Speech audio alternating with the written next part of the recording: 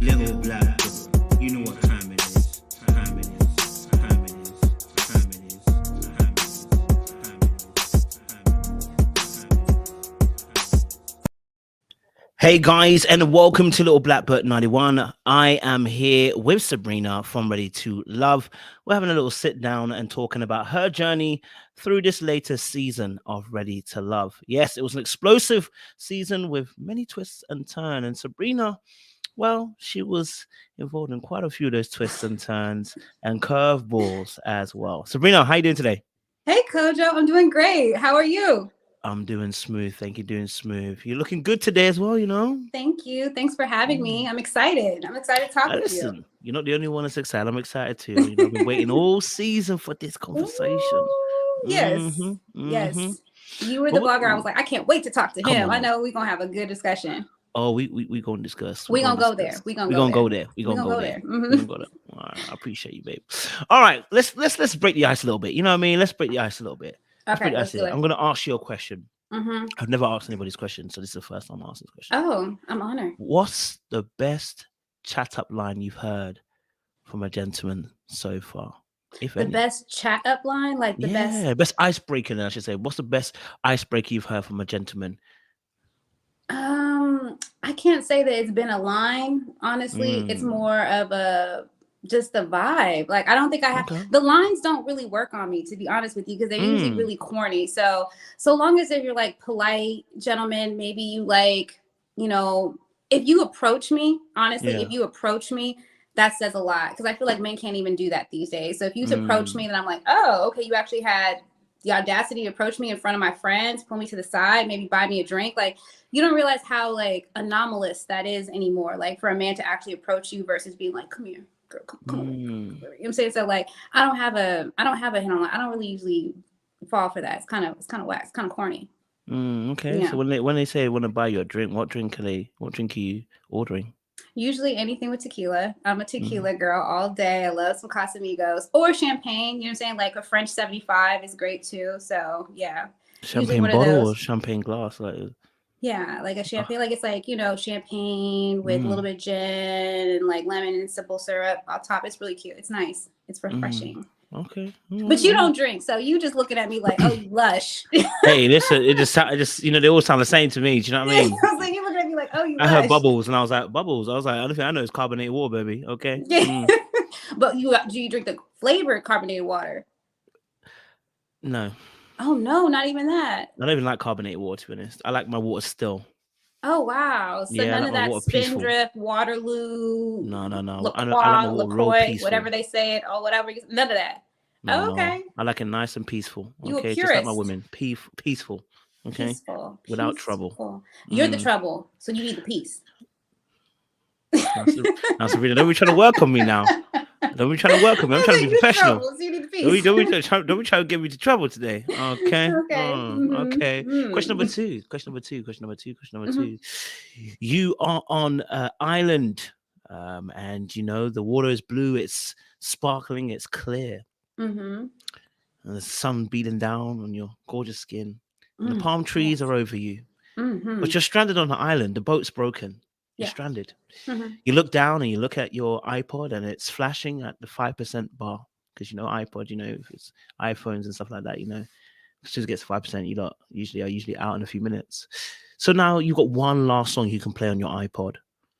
You look at this list of songs. What song are you playing as the last song? One last song, though? Damn, that's hard. Can I get like 3? No. You can't get 3. You can only get 1, baby. Oh, shit. You only got 5%. You can't even do. You're barely doing 1. I'd probably play something by Michael Jackson, to be honest with you. Just like, just to bring it all the way back, to be honest with you.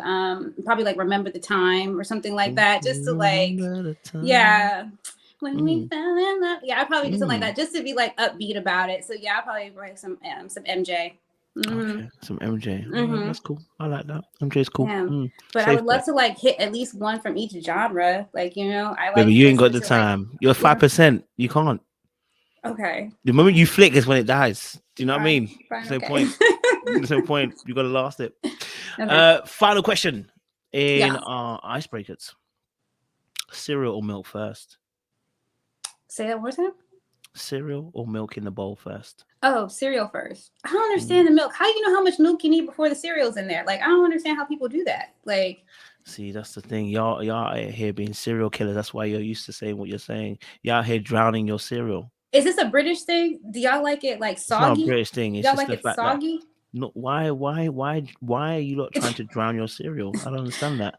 Can I tell you something that's so funny? Is I learned a trick that like if you put ice cubes into the milk in the cereal, it helps it so it doesn't get soggy. So I heard about this. Someone else said they put ice cubes into their cereal, and I said, "What is manner of madness is this? You must have put champagne into it while you're there as well." I mean, I just told you I love some champagne. Don't get me started. Champagne. You ever had champagne breakfast? No. I mean, I've definitely had champagne first. Uni. The first thing I've had for the day has definitely been champagne, but not in the breakfast. So, yeah. Oh, okay. I was going to say, I remember a friend at one time, they replaced the milk with the champagne. In the breakfast? From cereal? Yeah. Listen, it was, when you're in that lifestyle, you know what I'm saying? You just champagne with the milk, with the cereal. Was it like what, like Cinnamon Toast Crunch? I could see that was some Cinnamon Toast Crunch. I think it was Cheerios. Cheerios. Nah, they were tripping. I need a little kick to that. I'm gonna need a little something to like balance it out. What would help kick it and balance it out? I said like some Cinnamon Toast Crunch, something that has like a little bit of like flavor to it, I don't know, some Apple Jacks, something. I don't know. Fair enough. Okay. Something that has flavor, Kojo. You can't just have like some bland stuff with some champagne. I don't know. I just heard someone did it. I just remember one of my guys did it in university, so I think poverty's life, Yeah. You was looking at them like, I was looking like, baby, I don't drink, so this is what life you lot are living. Hey. I mean, I would love to meet this friend. It's not like I mean, how the relationship is now, like, one day when I cross the pond with that person, go ahead. I'll introduce you to Champagne Boy. Don't worry. I'm trying to be transnational. I'll go visit. You wanna visit? Have you visited the UK? I've been there before. I went for the Olympics. Oh, 2012. 2012. Yeah. Yeah, I went How for was it when you visited? It was beautiful. I had such a great time. I spent a lot of time hanging out at the Jamaican house. I was there for the parade, and all the women were like throwing their knickers at the like people as they were passing by. Like, yeah, I had a good time, and I had a good time in London town. It was cool. I stayed in Brixton though, so I didn't stay in the center. I loved it. I was like, I'm with my people. Let's do this. Like, I had a great time. So yeah, I'm all about the travel, Kojo. I will definitely visit. Just gonna write that down. All right. So Sabrina, obviously we know you were on Ready to Love, and you were, you became, one of the most interesting people on the show. But before we get to that point, I want to ask this question: who is Sabrina, and what is Sabrina's story? Sure. Sabrina is an Afro-Latina. So I'm half Black, half Nicaraguan. My mother's from Nicaragua. I'm from Northern California, from the San Francisco Bay Area, to be specific. I was born in Oakland, raised in Alameda. I got to say that for the Bay Area heads who be like, where'd you go to high school, though? I'm like, no, I went to high school in Alameda. I'm one of 4 children. I'm the second eldest. I have 2 brothers and a sister. I grew up, I was a nerd growing up. I was a tomboy growing up. You would not catch me in a skirt, a bow, lace, nothing if you didn't have to like twist my arm into it. Followed my brother around incessantly. Whatever he did is what I wanted to do. But like I said, I've always been fairly free-spirited, always wanted to like just like have like a really good time and connect with people. I feel like I'm pretty lighthearted. I can be shy though. I can be really shy. So RTL is like a huge step out of my comfort zone. I feel like I do much better in like one-on-ones and, just chopping it up over like a drink or something like that. I am a huge proponent of like civil rights and social justice. I've spent such a significant amount of my career doing that. Like, I feel like that's our purpose, is to make life better for the people who look like us, for the next generation, to pass the baton. And so I've dedicated my life to that. I love to travel. I like to exercise. I like to eat, drink, and be merry. So you will definitely catch me doing all of that. And yeah, that's just kind of like me in a nutshell. Okay. Now, obviously, you mentioned on the show as well that you were, into activism, et cetera, et cetera.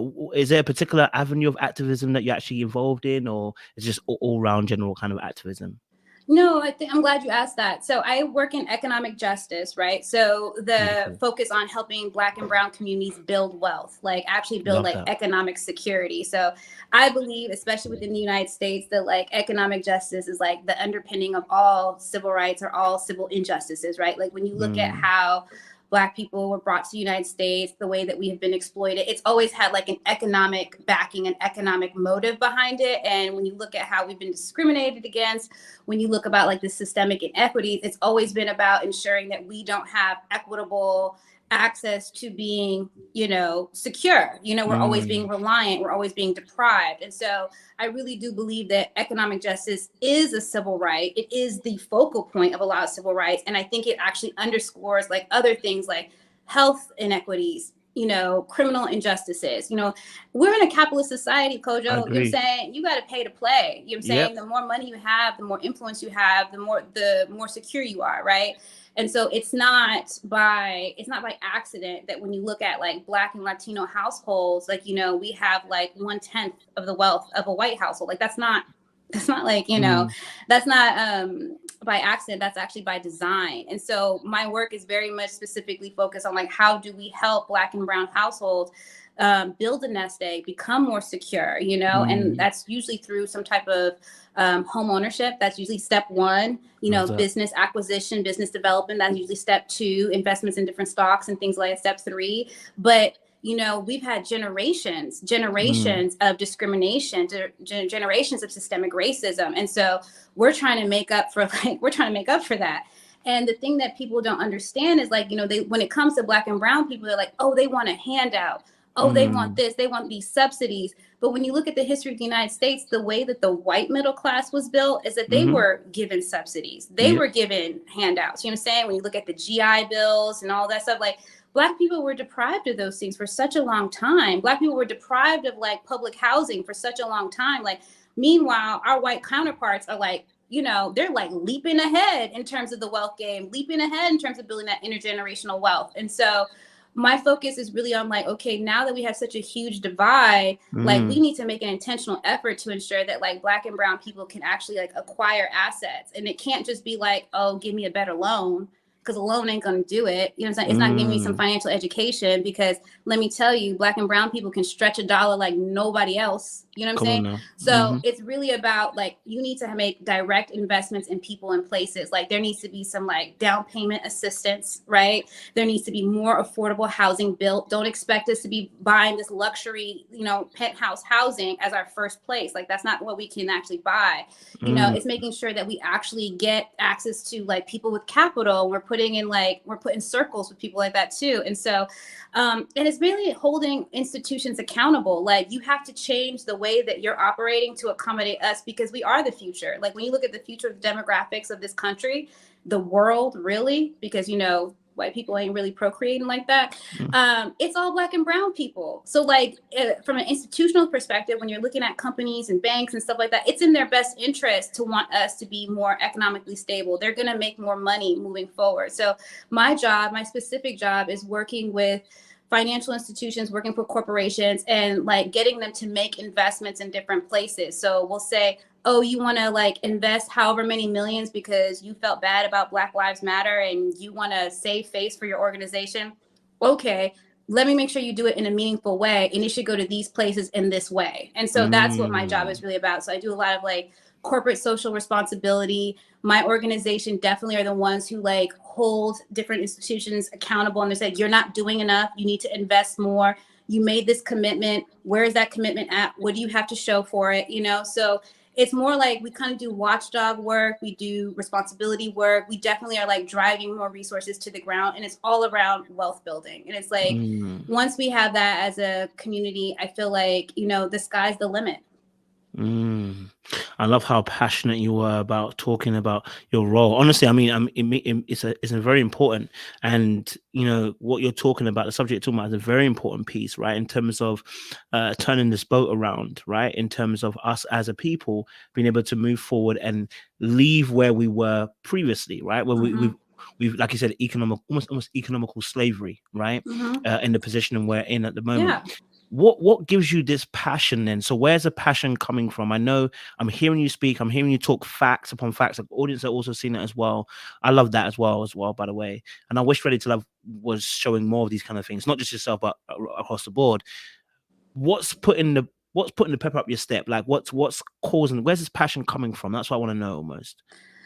You know, I think that it comes from my family first. You know what I'm saying? Like both my mother and my father instilled us to be proud of the communities that we come from, proud of both, you know, heritages. So like they were both like, you know, you're Black and you're Latina, you're both. Don't make anyone make you choose between the two. You're both. And if you really look at the communities between the two, they're both intertwined. When you look at the injustices that happen to Black people, it's the same thing that happened to Latino. It's just called different things, right? One's around immigration and immigration injustices. Other ones like criminal justice. Like it's the same thing. You know what I'm saying? Both communities are being oppressed. So I think that was one.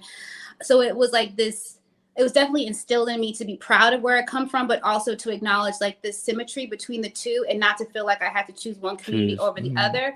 But I was raised in a predominantly white community, Kojo. You know what I'm saying? Like, although I was born in Oakland, and for the California heads, they know that like that has like the highest percentage of Black people in the state of California.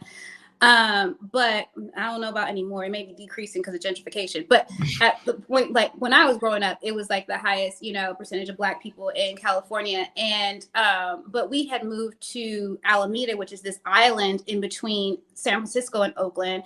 It was a conservative area. It was a Republican town, but it had a better school district. And at the time, my parents couldn't afford to send me to private school, and the Oakland public schools were like pretty bad. And so they were like, we're going to move to Alameda and we're going to raise you guys there.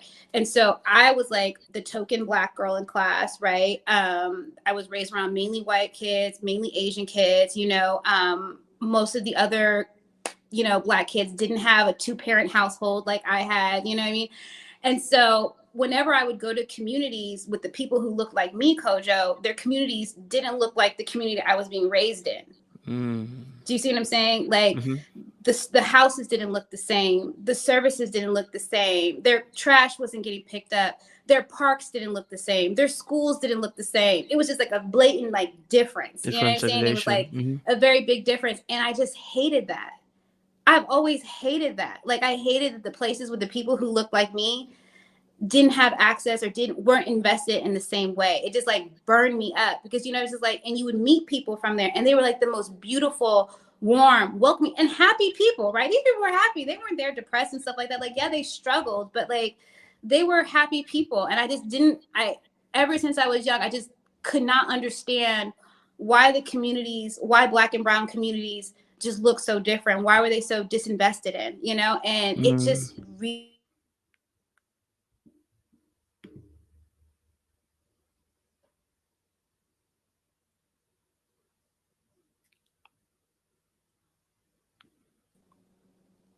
are you still there? Yeah, sorry. I think my internet went for a little bit. Go for it. Sorry, apologies. No problem. So when I got of age, so I was very active in the community as from a young age. Like my dad really encouraged me to be active. My mom really encouraged me to be active. They weren't one of those families who were like, you know, some families are like kids should be seen and not heard. Like, you know how some people feel like that. My family was not like that. My family was like, we'd be at the dinner table. My dad would be like, so this was on the news today. How do you guys feel about it? What do you think about it? Do you think that's right? Do you think that's wrong? What do you think should be different? You know what I mean? Like we were always encouraged to speak up. Like when we would be at the doctor, he'd be like, tell the doctor what's wrong with you. Like speak up. You know what I mean? So we were always encouraged to be very like vocal. And so my activism started in school. Like, you know, it started like in middle school and high school. You know, I was advocating around like education and how we should have more say in the type of education that we are exposed to. And it eventually led me to start a high school while I was in high school. So I started a charter high school while I was in high school called Bay Area School Enterprise. It's still there.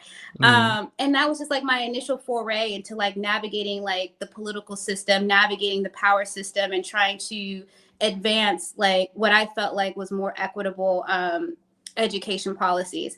And so that was my initial foray. I went to school. I studied political science, with a minor in social movements, which is very San Francisco. If you think about it, it's very San Francisco. So it's always about like activism and leveraging the political systems to advance civil rights for the community. And then I went to grad school for city and regional planning because I was very focused on like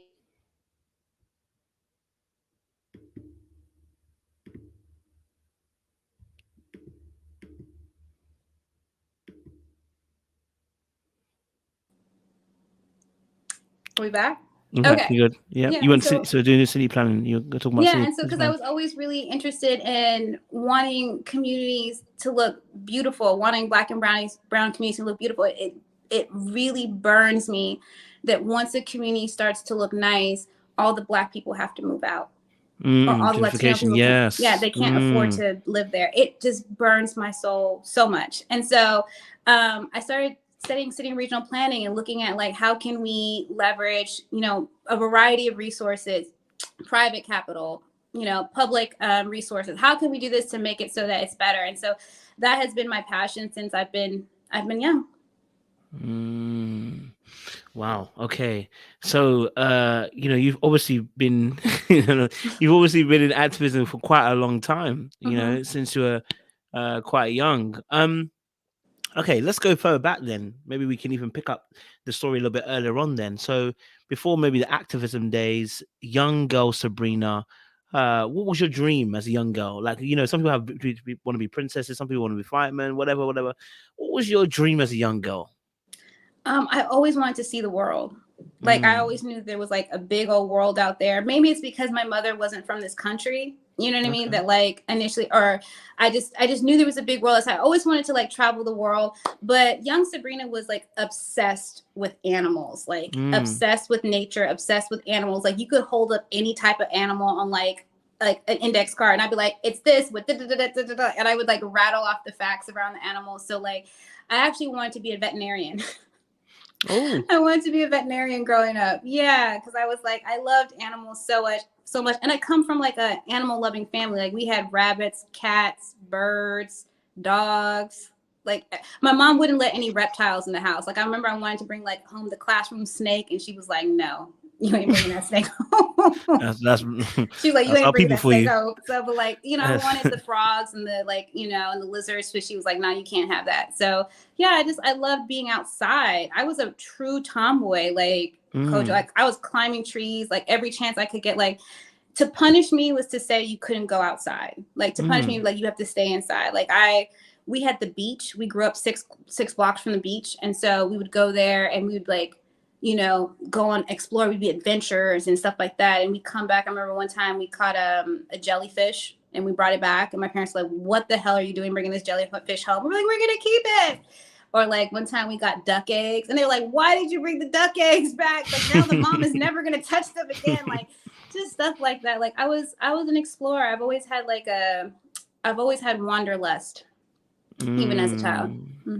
Okay. I'm liking this. So, you want to be a veterinarian, you wanted to explore, you wanted to see the world, you wanted to travel. What animal speaks to you? What animals do you think? I would honestly say the sea otter is my favorite animal. Oh, okay. Yeah, because I think they're cute and small. They're cuddly. They like to lay on their back and eat. And like when they are sleeping, they like lock arms. They like hold each other. And so I'm like, oh, I don't know. There's just something about them that just like resonates with me. I feel like, so my favorite animal is a sea otter. I know it's so random, but you want to lay on your back and eat as well? Is that what you're saying? I mean, why not? Like if you could lay back and just eat, like it's just like the life, right? Like if you're just floating around in the water and you're just like eating and chilling and just like, I mean, that's their life.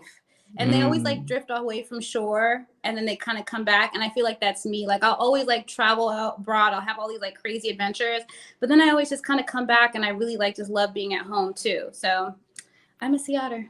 Sea otters cool. I like sea otters. They're pretty decent. So I ain't gonna hate them. They're pretty decent, I guess. They're pretty decent. They are. I mean, they have got a little bit of that adorable factor. So what kind of animal would you be, Kojo? I like the black jaguar. I knew it was. I was like, I think he's gonna say lion, tiger, something. I like the black jaguar. Okay, baby. Okay, Black Panther. Okay, Yeah, I see that's it. I you. like the ones there. You get me? We resonate on a certain Wakanda level. forever. I got you. That's it. That's what I'm trying to say. You feel me? So okay, so for you then, growing up then, because you spoke, quite fondly, in terms of your family and etc. etc. Wait, but I didn't do you have any siblings? I didn't ask. Yeah, so I'm the second eldest. So my dad has two sons from other relationships, but Okay. I have a sister with the same mom and dad. So I have three Cool. siblings, and Oh, I'm like dope. the second eldest in the line. Okay, talk to us a little bit about your relationship with your siblings. Were you guys close, like in terms of growing up and stuff? Yeah, so I primarily my sister, I would say, is my closest sibling. She's my best friend, my absolute best friend. She's honestly like a role model to me in so many ways. So although she's the younger sister, she's like the younger older sister. You know what I'm saying? Like she has a very Okay. like wise personality. So if I'm going through anything, I'm talking to Mishi. Well, her name is Michelle, but I'm talking to Mishi first. Like I'm on the phone with her, like it could be anything. Like it could be anything. And I feel like I could turn to her, and I feel like she's such a blessing in that way, but she's also just very she's just a very wise person, you know? So I love her.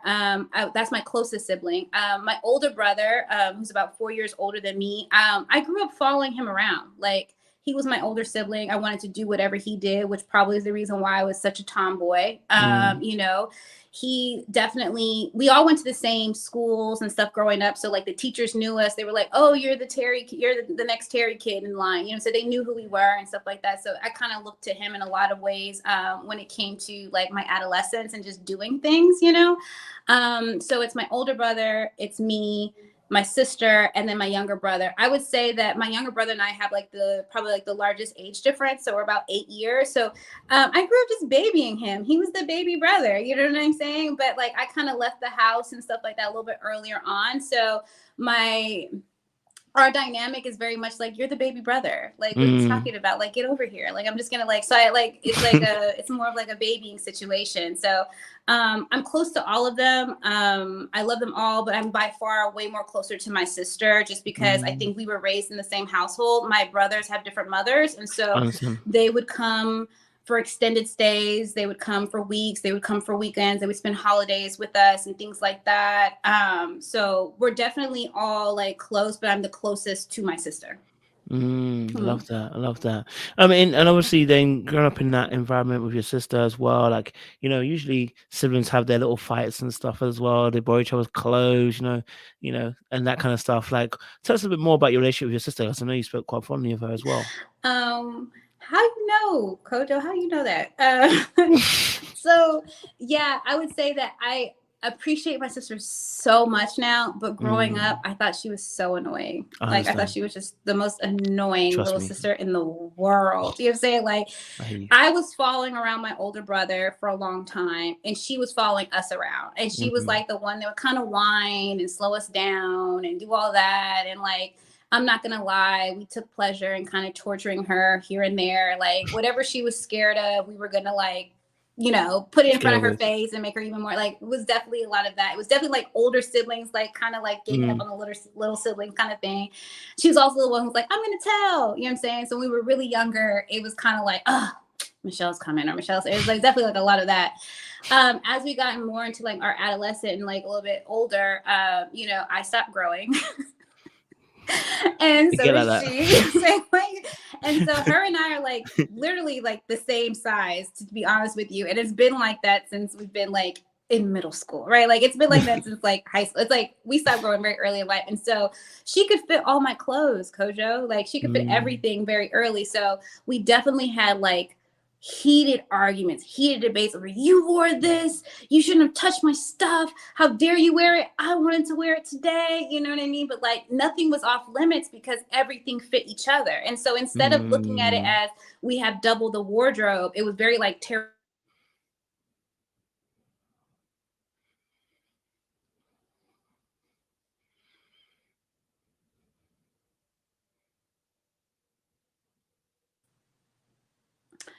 You are getting blown up. I want to know who keeps calling you.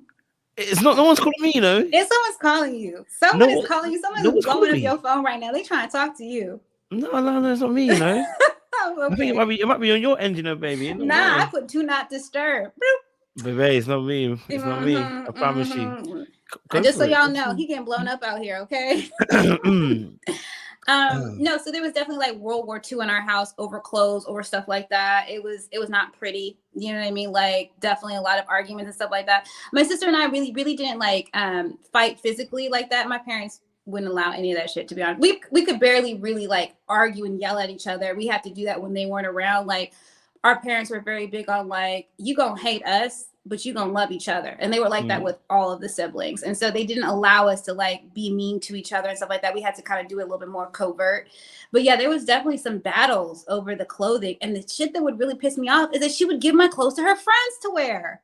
So I'd be like coming home from school, up walks her friend, and she got like my jeans on. You know what I'm saying? She got my shirt on. I'm like, that's my shit. You know what I mean? Like, so yeah, we had like serious battles over it. But I feel like, I don't know. I feel like me and my sister have a great sense of style. You know what I'm saying? We've always had a great sense of style. We've always been able to show up and show out. And so, yeah, it started at a very young age. Our mother is like that. Our mother is one of those people who are like, doesn't matter where you're going. As soon as you leave the house, you better look great. There's no leaving the house in rollers, leaving the house with your hair undone, leaving the house looking crazy. I don't care if you're going to get gas. Like if you're going to the corner store, like you don't leave the house looking crazy. You know what I'm saying? So my mother was always very put together, and she definitely like instilled that in us, and she kind of held that standard. And so, yeah, my sister and I are like that too.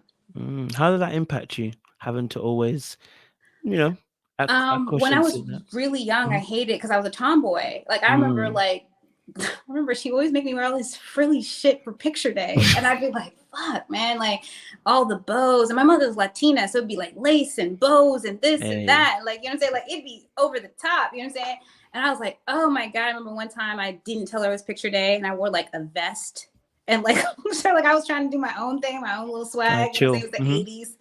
So I was like, okay, you're saying she didn't buy the pictures that year. She didn't buy the school pictures that year because it didn't have that stuff. So I definitely felt like it was imposed on me to be very girly, very feminine. She found it annoying. She found like my tomboy stuff like annoying. Like to this day, she's like, yeah, you were always a tomboy. You know what I'm saying? Like my dad loved it. My dad encouraged it. He was definitely like, yeah, you know what I'm saying? Like he was like, as long as you want to be a tomboy, for as long as you want, like you do it, girl. You know what I'm saying? Like, you know what I'm saying? Like he was all about it. He was like, if that means that you ain't gonna be dressed up and worry about these boys, like let's do it. You know what I'm saying? Like, he's like, yeah, so long as I ain't gonna worry about someone trying to take you away, honestly. Right. So he was like, let's do it.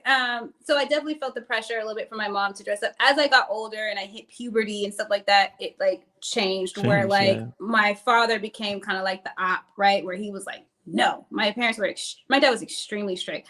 Boys couldn't call the house. I couldn't talk about boys in front of him. It wasn't like, I remember one time saying that like, oh, fuck, I forgot. I think it was like Jean-Claude Van Damme or something. I was like, oh my God, he's cute. And my dad was like, what you know about cute? And I was like, I don't know, but I think he's cute. Like, I don't know. Not the shutdown of Van Damme. Because you remember how popular he was? He was very popular. He was into martial arts and everything like that. He's a very popular guy. Yeah, he was the very goat. rich as well. Very nice shape as well. So right. I remember being like, oh my God, he's so cute. My friend was like, what do you know about that? I was like, I don't know what that means. I just think he's cute. So like, it switched once I hit puberty. So growing up, I was very much a daddy's girl because he really fed into a lot of my interests. And then once I hit puberty and he was like, no, I became much more of a mommy's girl. And so things kind of changed in that route. Now I feel like I've kind of reverted back a little bit. I feel like I'm back to being kind of a daddy's girl. But I'm close to both my parents, to be honest with you. So even though my mom didn't quite understand the whole tomboy thing and stuff like that growing up, her and I never had like a contentious relationship. I just felt like there were things that she didn't understand about me. Do you know what I mean? There were just things that she just didn't quite understand. Like the tomboy thing was one of them. My mother's also not from this country. So they're like different social norms of like spending the night at someone's house. What are you talking about? Yeah, spend the night at someone's house. Why would you need to spend the night at someone's house? Like I'm saying, like things like that were like, what are you talking about, Sabrina? Like so the things like that she didn't quite understand. That was frustrating to me growing up. I'm like, Mom, everybody spends the night at everybody's house. Like this, I'm missing out on this tea. I'm missing out on all these like, you know what I'm saying? Like I'm missing out on all the activities that are happening outside of like school. You making me miss out on stuff. You know what I mean? And like. she was just like, nah. Like it took a while for her to like open up to that. And so there were just social norms and things like that she wasn't aware of. And then my dad was just like so strict that he was like, I don't really care for you to spend the night at other people's houses. So there was a little bit of that. I was very I want to say sheltered in some ways. They were just very protective of my sister and I, of all the siblings, but especially my sister and I. I mean, we were two young ladies, you know? I get that. I mean, I get that as well. And obviously two young ladies, and obviously if the brothers aren't always present, then it's like, want to make sure they you know, you're taken care of as well. Right. So obviously then if there was a strict, you know, I've got strict parents too. So where was your poison? Where was your rebellion? It was in high school. It was in high school, and it was around 15 or 16 years old. Because at this point I had it, Kojo. I was like, everybody got a boyfriend. Everybody's allowed to go. I wasn't even allowed to go to the school dances. The school dances.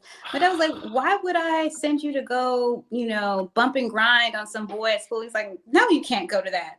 You say like, no, like it was an automatic, like, hell no, you know?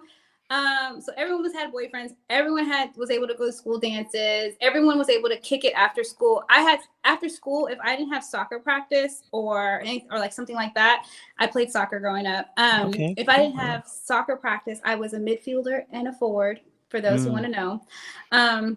Scoring goals, if I didn't have that, I had to go grab my sister from her school and go home, and they would time it. They'd be like, if I don't have a phone call from you within a certain time frame, then I know that you didn't go straight to your sister's school to pick her up and go straight home.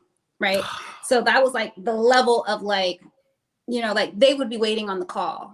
Like, you're calling me 30 minutes late. Why are you so late going home? You know what I'm saying? Like it was that level of like strictness. And so by the time I'm 15 or 16, like, you know, in middle school, people's parents are still pretty strict. So you're not like that much of an outlier.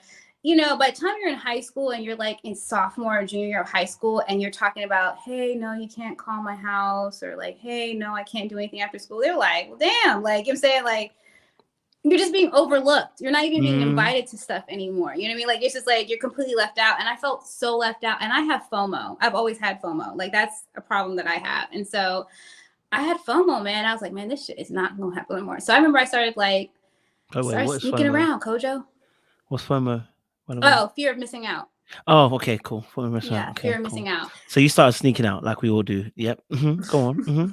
Tell us these stories, baby. Yeah. So it started off with being like, I have soccer practice. I gotta do soccer practice. I was saying I had soccer practice when we didn't have soccer practice. Trust me. I was saying that I had to do tutoring after school when I didn't have to do tutoring after school. So I could kick it at school for like a few hours after school. Like, we weren't even doing anything. Like, why would people, you know, you hate going to school, but then people don't leave after school. They're just like kicking it at school. Like, it's this weird teenage shit that you do. So like, I was like, oh, I have this, I have that. And I wasn't doing stuff. I also kind of became a little bit of a misfit. I started cutting school in the middle of the day. Like, I'd be like out for a few periods, come back. You know what I'm saying? Yeah. People are always so surprised to hear that. Look at your face. Yeah, why were you cutting school? Even I wasn't doing that. Why were you cutting school? Yeah, I cut school. I was cutting school. And we had off-campus lunches, which mean like we had a few like commercial corridors within walking distance to the school. And so they would let us leave campus for lunch. You would be able to go grab food from wherever, you know, pizza place, burger place, McDonald's, Taco Bell, wherever you wanted to go. And you just had to be back in school. You had to be back for, you know, 5th period. And I just wouldn't go back. Like, I just go. Like, what were you doing? I was kicking it, Kojo. I was kicking it. I was kicking it, man. Next, you're gonna tell me you was out here smoking a little something. I did. I started smoking weed in high school. I did. It wasn't the primary thing. I wasn't like, hey, I'm not judging. Baby, get your smoke on. I mean, I'm from the Bay Area. Okay, like like right outside of Oakland. You know, got 5 on it. Like, that's where I'm from. You know what I'm saying? Like, smoking weed is almost like a rite of passage. It's like, when did you start? Not like, do you smoke? Like, when did you start smoking? And so, yeah, so I was cutting school back then. I mean, I still maintained really decent grades, to be honest with you. Like, I never fell too far behind in that regard. And it was the only time that I could really hang out with people outside of like the classroom, like outside of school, you know what I'm saying? Because my parents were just like not having it. So like, I couldn't, it was really hard for me to be able to like go to a party or go meet up with people, because my parents were just not about that life. And so I found other ways to do it. And I hate that. Like, I wish that, like, when I have children, I want to trust them to, like, hang out with people. I want to give them the flexibility, because I don't want them sneaking around and being in situations that they don't need to be in just to hang out. Because I found myself in some situations like that growing up, where, like, I had no business. You guys don't know about this, but, like, in the Bay Area in Oakland, we have these things called a sideshow. Oh, I don't know if you've ever heard of that. No. Okay. Like, a sideshow is something, it's like at night, where there's, like, a caravan of, like, cars that come up and they block an intersection, and then they do donuts in the intersection, and, like, people dance on the cars, people hang outside the cars as they're doing donuts, people are dancing.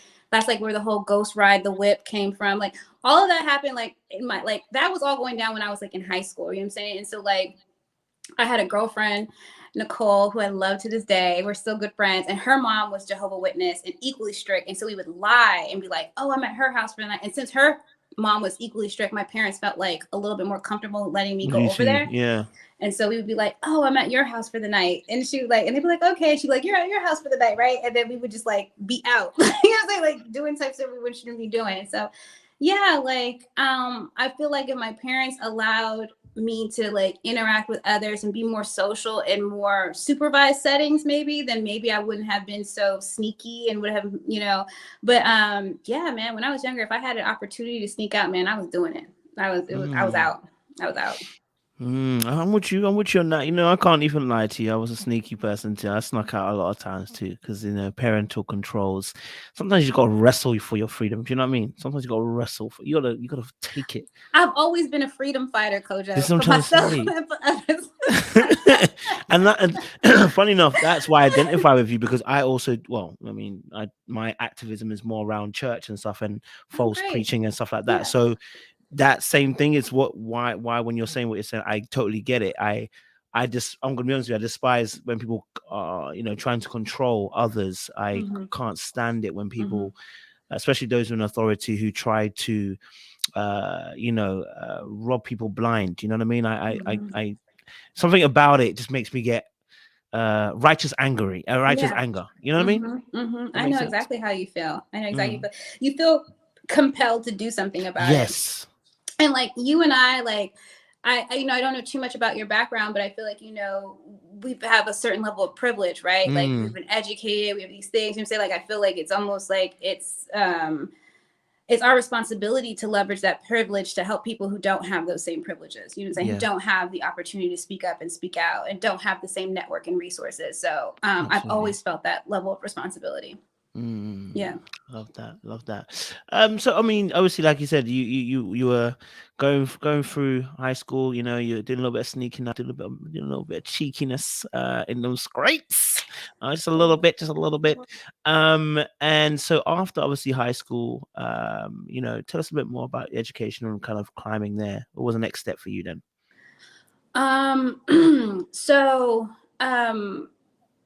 My next step was college. I went straight to a 4-year institution, but I started to really kind of while out in, like, the last few years of high school. And my older brother didn't go straight to a 4-year. He kind of took, like, an indirect route. And so I didn't really know. And my mother's not from this country. And at this point, my parents are separating, right? Like, they're kind of dealing with their own stuff. Yeah. So my parents separated. They started to separate, like, when I was, like, around 12, 13, but they really started to break off around 15, 16. And I'm not going to lie, Kojo, I was leveraging that stuff because they were distracted and I was like, ooh, I'm out. Like, I was like, I'm out. You know what I'm saying? Like, they were focused on each other and I was like, I'm just going to sneak out the back. And so, although I was getting good grades and although I was doing that, I wasn't really doing any of the college preparatory work at all. Like, I wasn't. And I had went to 3 different high schools growing up. And so I didn't have a consistent college counselor, you know? And so I remember being in my senior year of high school and people talking about where they were going and me being like, I don't know where I'm going. You know what I'm saying? I just know that I'm graduating. I know I have good grades, but I don't know where I'm going. Yeah. And if it wasn't for the fact that I had a teacher who made it a homework assignment to apply to the Cal State University systems, like the state schools. It was one application and it just went to all the different schools. She made it a homework assignment, and I got good grades. So I was like, okay, I'll do it. If it wasn't for the fact that she did that, I don't even know if I would have applied to a 4-year. And I also come from an area where it's very common for people to spend the first 2 years in a junior college. Like, I think there's a lot of stigma around that on the East Coast, but like in California, it's not as big of a deal. And so I just figured, like, hey, if it don't work out, I'll just go to, I'd figure I'd go to a 2-year, but like my brother went to a 2-year, like I didn't really think it was a big deal. So I applied to the CSUs because of that teacher. I also had, do you remember that song, Put Your Hand Up on My Hip? When I dip, you dip, we dip. No? No. Anyway, so the guy who wrote that song worked at our high school, and he went to Texas Southern University, and he was the one who was like, I know you kids don't know about this, but there's this thing called HBCUs out there. You know what I'm saying? Like, you should apply to my alma mater. So I applied to Texas Southern, and then I applied to the Cal State school system because of these 2 people. Outside of that, I didn't apply to anything. You know what I mean? And so I graduate, all this, blah, blah, blah, whatever. And I didn't know where I was going to school. Like this, it was the summertime, Kojo. It was the summertime in between like high school and college. And I didn't know where I was going. And my dad was like, what do you mean you don't know where you're going? Like, I think one day, like when he was like, I don't know, focused on me, he was like, what do you mean you don't know where you're going? I was like, I don't know. So we went through the acceptance letters, and he was like, this deadline has passed. That deadline has passed. That deadline's like, God damn it, Sabrina. Like, all these deadlines have passed. And San Francisco State University had a rolling deadline. And he was like, all right, we're going up to this school today, and we're going to get you enrolled. And so, like, I went, he enrolled me in the school, and that's how I ended up going to college. Because I just didn't know. I didn't know what to do. I didn't have like the guidance. I wasn't really focused on it, to be honest with you, at that time. Like, I was just kicking it. And it was probably like the best intervention that ever happened to me, to be honest with you. I get it. So I'm so thankful for my dad and to the people who made me apply in that way. And I enrolled there, and it was within a commuting distance from home. So I spent several semesters, just commuting from home when I couldn't be like other places. And I remember meeting this guy. He was fine. This guy was fine. How fine? I was like, God damn. Like, I remember, like, I met him like day 1 on campus, right?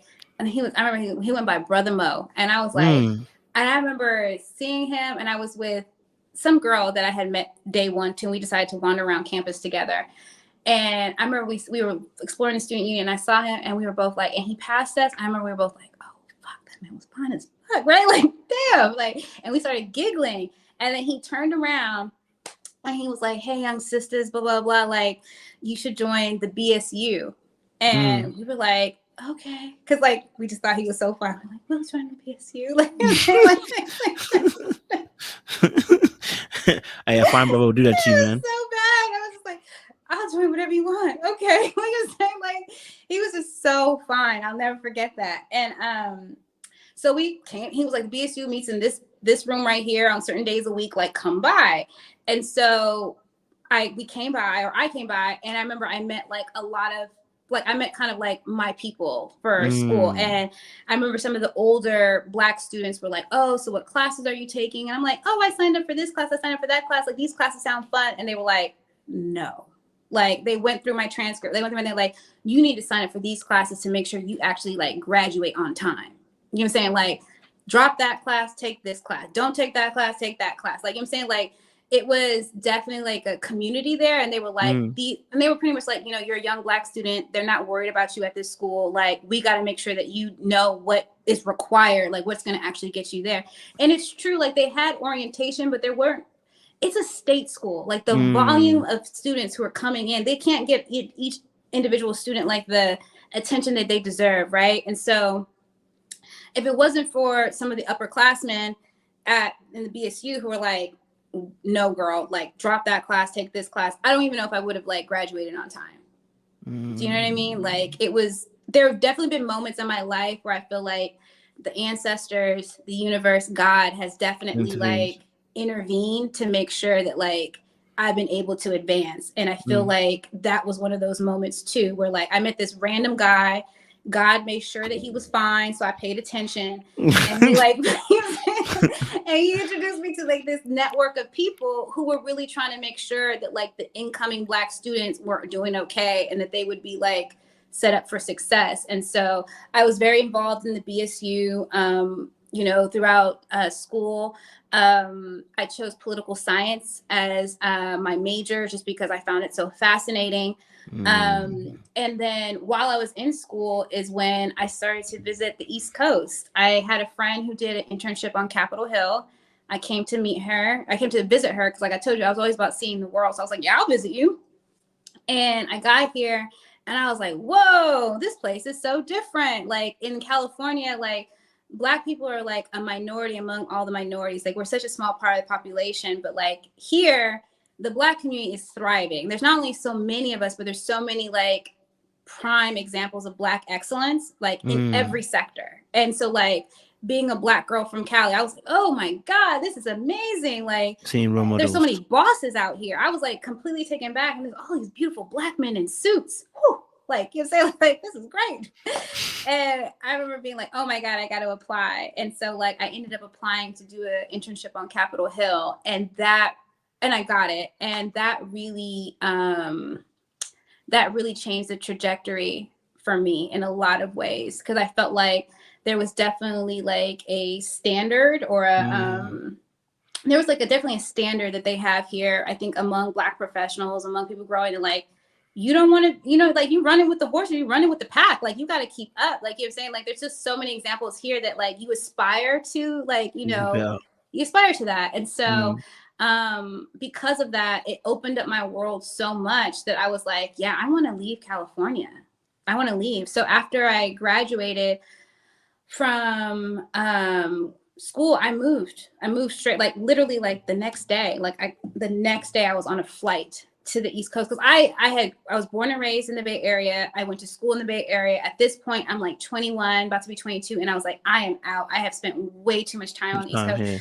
And I had like a loose network of people that I met through the internship here, and like a couple $1,000s that I had saved, and I was just like, I'm out. $1,000 saved. Where did you get a couple $1,000s from? I worked all like I worked all throughout college. Like I always had several jobs. I was not one of those people who just like, you know, like I've always been a hustler in that way. So I was like, I had several jobs. So whatever I could stash away, I would stash. And when I say a couple thousand, it was like maybe like $2,000-$3,000, which is listen, you had something. That's the most important part. You know what I'm saying? I was like, it wasn't shit, but I had it. And so I moved to the East Coast, and I remember getting like staying I had like there was the intern director that I had met. His cousin had a room open in his apartment, and he was like, you can use this for a few months, but like I have someone else moving in, so you have like 3 months to stay here, and then you got to find your own stuff. And so I moved into that room. It was in the middle of the hood. Like it was not the best neighborhood. I didn't have a job. I didn't have anything but like a few $1,000s, and I was like sending out resumes all day, all night, trying to figure out a job. And like I ended up landing a job working for like this public health organization. I remember going on Craigslist and trying to find a place to live. I got a basement apartment in the Shaw area, and like just slowly started to like piece my life together. You know what I'm saying? And that was like the beginning of me starting my life on the East Coast. Was like, I'm just going to move and figure it out. And it worked out. It did. Like I got a job, I got a place, and I was here for a while. I ended up moving to New York, but I was here for a while. Yeah. So that was me. Like it's kind of crazy to actually go down memory lane in that way, because I've been on the East Coast for like 15 years now, almost 16 years. I've been here for a while. So I almost forget about all the trials and tribulations trying to like make it work out here. No, I respect that, man. I respect that. And obviously as well, when you're having to carve out your own life and you know, try to, you know, broaden your horizons and go to new ventures and areas, it's not easy. So the fact that you managed to do it, you know, and the fact that you managed to branch out, and especially when you, like I said, you have spent an extensive amount of time in one particular area and trying to move to another area, that's a lot of work in itself, you know. Yeah. So, and I didn't have, like, my parents were supportive, but they weren't financially supporting me. They were like, you made this decision to move to the East Coast. Like, you could have moved back home. You could have tried to make it work in California. Like, we were willing, we could support you better here, was pretty much what they were saying. But I was like, no, like, I want to be there. You know what I'm saying? And so was part of that because it of definitely was like a leap of faith. Was that also part of because obviously what you experienced as a kid in terms of the control? I don't want to say control like the controlling, but in terms of like Absolutely. you know what I mean? Like you have to do this, what we say. Yeah. Yeah, I was like, I need to get away. I need to get away. Cause like I just felt like I was the eldest daughter. They were my entire life, they've been hyper protective of both of us, but I don't know. Where are you? Are you an older child? Are you a younger child? I'm the oldest born. Yeah, I'm the first born. So you know how it is as an older child. Like, you're kind of like the guinea pig. You're kind of paving the way for the rest of them. Like, the things that are difficult for you to do, the next sibling just gets to do it. Easier. You know what I'm saying? Yeah. Like, they just get to do it. And so I felt like I was just so tired of like coming to a head with them about every like turning point that like, yeah, when I got done, I felt like I had a degree under my belt. I had something like that, like a little bit of money. I was like, yeah, I'm out. Like, I don't want to, I need to break away. I really felt the need to break away. And so, yeah, I did. And it was one of the most challenging, but most fun rides of my life. So, yeah. Quick question as well, actually, because you mentioned something earlier on. Obviously, I didn't know when you said that your parents split 12 to 13, and obviously then when you were applying for colleges and stuff, obviously you wish like the information could have come a bit quicker for you to be able to make a decision earlier as well. I guess my question to you is, because obviously I guess at that point in time you kind of were smart enough to take advantage of the, you know, as it was happening. What did Sabrina need at that point in time when your parents were splitting? What did you need at that particular time? What did you actually need? I just think I needed like a little bit more support and attention. You know, I think that, you know, I was a teenage girl. I had a lot of insecurities that I was navigating at the time. You know, like, I've always been a very petite woman. And I grew up in a Black neighborhood where like the body was coveted. You know, it's like sometimes people are like, you know, when I would get around like my white friends, I'm like, oh my God, we love your body. You're just this and that. And I'm like, but I like Black men. And Black men are attracted to like titties and ass. You know what I'm saying? Like, it was like, so I had like a lot of like insecurities in that, like in trying to navigate that space. I've always been like the smallest of all my friends. You know what I mean? Like, it's always been like that. But when you're in high school and you're young, like, I think you just don't appreciate your body. You just don't appreciate yourself. You're just, all you can see is your differences. You know what I'm saying? And so I think that there was, I wish I would have had like a little bit more, and not that my parents weren't telling me that I was beautiful and all those things, but I think like a little bit more attention and support would have been great. I think a little bit more trust, right? Like trusting me to like, you know, go out and make good decisions and giving me the freedom to do that would have been great. I also think that like, when I say attention, I feel like their relationship was ending. Do you know what I mean? And I feel like if they would have been able to take a little bit more of a step back to make sure that like I was on track for certain things, I think that who knows what university I would have went to. You know what I'm saying? Who knows what kind of college, because I had good grades. You know what I mean? So I think that in retrospect, just having a little bit more, I've always been the child that they've expected me to figure it out, Kojo. I've always been that now we're person. getting somewhere, baby. Yeah. So I've always been the child that they were like, you got it, Sabrina. Like, you're good. You're good. Like, you know what I'm saying? Like, I always tell the story of my dad. Like, he got me and all my siblings like these 3D puzzles. I don't know if you ever, like, anyway, 3D puzzles and stuff like that. He always wanted us to build things. And like, they come in different sizes or different pieces, you know? And like, he gave my younger sister one that was like, I don't know, 250 pieces, 300 pieces. He gave my older brother one that was like 800 pieces. He gave me one that was like 1,500 pieces, Kojo. So the pieces are like this big, they're like this fucking big. And I remember like, they're like blowing through their puzzles, right? Because the pieces are much larger. And I'm just like trying to like, and I remember being like, Dad, why did you get me such a hard puzzle? And he'd be like, because I knew out of all my kids that you could do it, Sabrina. So I've always had that expectation of like, you will figure it out. Like, we don't have to worry about you, Sabrina, because you will figure it out. And so it's always been like that. And I feel like there's been a little bit of like, I I don't want to get emotional, but like I always feel like it's been a little bit of a, I don't know. It's like I want to be handled with care. I want to be like babied. You know what I'm saying? Like I want to be doing those things. I don't want to always have to like figure it out because I also think it makes me worried about making the wrong decision. Yep. You know? I'm hearing you. So yeah. So I think that like when you have a family, it's a great vote of confidence. It's great to feel like someone believes in you so much and thinks that you're so intelligent and so like adapting and whatever that you can do these things. Like, yes, it feels great. It feels great. I will never say that like it wasn't affirming in certain ways, but I think that it would have been nice for it to have been coupled with just like a little bit more guidance and a little bit more instruction. Yeah.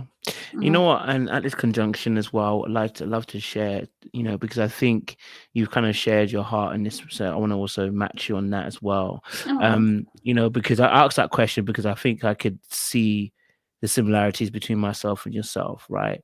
You know, and I think what you described is exactly what I also felt as well, which is you get left alone as you're pretty much a firstborn. So you get left alone to handle things, which builds a very strong sense of independence, which, you know, and then, like you said, then you're kind of pushed into environments of you figure it out, depending on your kind of parents and how they are. Do you know what I mean? My parents also coming from Ghana to UK, you know, those differences in social norms and in how they operate as well makes a big difference. And as a firstborn, I was expected to just kind of figure it out. And eventually you do figure it out.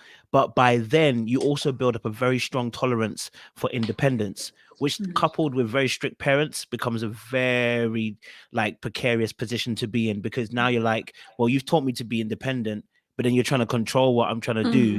Now we've got a battle going between the two of us. I've got to find a way to break free of the chains that I'm feeling right now because you taught me to be this way. Right. And I think that level of independence then becomes really it's invigorating, because you're always going to be somebody who, when people look at you, they know that, you know what, Sabrina is somebody that can solve problems, and if you give her a problem, she's going to tear it down, she's going to break it down. But what it does do also is it makes it difficult, number one, to ask for help, number two, to even look like you need help, because people assume automatically, because you're used to tearing down things, that you're going to be okay. So, you know, oh, you're strong, you got it, you know what I mean? People don't tend to necessarily check up on you, and you want that. I mean, for me anyway, I want that, but there's a part of me also that says I'm independent. I shouldn't need that. I shouldn't want you to depend on you, because that's not what I've been taught. That's not my programming. And so it becomes this really difficult conflict emotionally within myself to be able to rely on someone, because I know that that's not what I was taught. You know what I mean? And so it becomes a very difficult like kind of fight that happens within oneself. Do you know what I mean? I don't know if that makes resonance with yourself. So much sense, Coach. I'm so glad that you put it that way, because like you know, I told my sister that, and she was like, well, you liked it. And I was like, well, that's what was being reinforced, Michelle. Like, you got it, Sabrina, you good. Like, so like I'm inheriting this like this perception of myself, right? And that's like, then I'm holding myself to the standard, and I don't want to let people down, and I don't want to let people know that like I do need help. And then it puts me as like, or I feel uncomfortable asking for help. Like when I moved to the East Coast, oh my God, there were so many times when I was like struggling, and I just couldn't bring myself to ask my parents for money. You know what I'm saying? Just like things like that. Like I just cannot do it. Like I'm just gonna struggle. Like, just things like that. But it also let me know that like it taught me to kind of like ignore my feelings or ignore my needs in a lot of ways. I've realized that in therapy, where like it taught me that like I was groomed to be like, you are okay. You have a roof over your head. You have food on the table. You have clothes. You have toys. You are okay. Like you are fine. And so like the emotional needs and talking about your emotions has been something that is not as natural to me. You know what I'm saying? Because I was the oldest child who had to set the example. I was the oldest child that was supposed to lead. I was the oldest child that was supposed to fix things and protect and things like that in a lot of ways. And so And I know I say oldest child, even though I have an older brother, but I was the eldest consistently in that household. So that's what I mean by that. And so I didn't really develop the skills of like expressing my emotions or expressing vulnerabilities as easily. Like I really struggle with that still. Like I try my best to be like cognizant of it now and like just saying how I feel. But sometimes they like, I always tell people like, it may take me time. Like I'll talk about it with you, but I may have to circle back and talk to you about it again, because I have to take time to really process what I'm feeling. You know what I mean? Because I've spent so long being like, I'm fine. I'm fine. I'm not sick. I'm not this. I'm not that. I'm fine. Like, I'm going to make it. It's going to be fine. You know? So I really appreciate you saying that, because that's very true. It does reinforce some of those behaviors that are, that aren't the best. Let me just say that much. Well, I get you. Yeah. I think that's why kind of when I watched you on Ready to Love, I was resonating with the energy, because I think there's a lot of similar traits. You know what I mean? Like even when you're talking about sharing your emotions, you know, like you said, I mean, if you don't have an environment that cultivates that, I didn't really have an environment that cultivates that. And the 3 things you mentioned is exactly what was mentioned: how you got food in your belly, you got a roof over your home, how a roof over yourself, and you got clothes on your back. Yeah, that's it. You survive. You good. Like you good. You are privileged. I wish I had this growing up. Yeah, exactly. And that kind of kills the whole conversation around emotions, in a sense. You kind of just learn how to then just kind of bottle it in, and then it then becomes almost like, well, for me, I'll say from my perspective again, is that when and this one of the struggles I'm still dealing with, like yourself, when I want to share how I'm feeling, I almost have to give you a backlog, and that's a very long story. And then it's like, I don't know if you've got the ears to even listen to that. And then I feel a little bit apprehensive wanting to share with you, because I don't know if have you got the sensitivity to hear me? Because if you start moving mad when I'm talking, or you start like showing that you're not really interested, now I don't want to share anymore. Right. You know what and I also, like, do I have the energy to tell you this stuff? Like, because it's a backlog. Like, you see me here, like, I'm like, oh my God, like, I'm trying to like fight some of these emotions that I'm feeling right now, because it's like, man, like, I don't want to take it there, because I don't want to be exhausted by the story again, you know? So it's like those things. So it's like, do you have time? Because it's gonna take me some time, and I'm gonna go there, and I need to know that you're gonna like ride this with me. So That's yeah. It. Yeah. It's a lot. Interesting. So then how do you feel like, okay, first of all, before I get to that point, first love. Who was your first love? What was that first love like? Describe that for me. My first love was in, do you consider high school love a first love? Okay, you do. Okay. So my first love was in high school. It was this guy named Shankar Barron. He was an upperclassman. He was about 2 years older than me. Kind of like he was half white, half Singaporean, but he looked half white, half black. Very like cool guy, very cool guy, kind of like a bad boy kind of guy. Okay. He was just smooth, and like honestly, he just paid me attention. Like I remember him being like, "Oh, Sabrina," and like just like the enthusiasm he had around like just me, just like oh my God, it just melted my heart. You know what I mean? And so we dated, and dated is a very strong word, because I couldn't have guys call my house, and I couldn't really do a lot. So it was like the term dated was a very loose, like a very, very loose like characterization of our relationship at the time. We dated. I remember being like, oh, you know, when you're like walking down the halls and his arm is around you, and you just feel like the shit, you know what I'm saying? Because I'm dating this upperclassman. It was just like this whole thing, you know what I mean? It was great. I remember he had like a blue Mustang or something like that.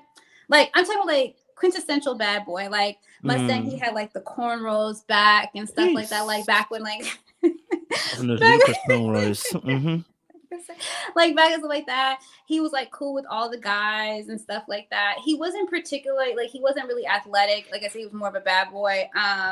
He sold weed, like things like that. You know what I mean? Like he was just easy to talk to. And he was just so nice and so understanding, and like just paid attention. Like I honestly just like honed in and paid attention. It would like take me home and stuff like that, and would like park a block away so that like no one from the house would see me, like, you know, whatever. A bad boy that knows the rules. You know what I'm saying? Like, would do anything, like would have his sister call the house so that, like, you know, if my parents picked up, it'd be her, and then like we could talk. You know what I'm saying? Like, would conspire with me, right? He would conspire with me with like that level of effort that I was just like, oh my God, he loves me.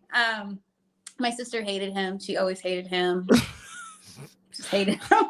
She made it life so difficult. Like, she was like, because I remember I was responsible for going to get her. So like we would go pick her up in like the car and bring her, and she'd like, I'm gonna tell one day, I'm gonna tell. So I would like always try to like butter her up and like try to get her not to tell. It was just like something out of a movie. It was just horrible. And we eventually got caught because a teacher told on me.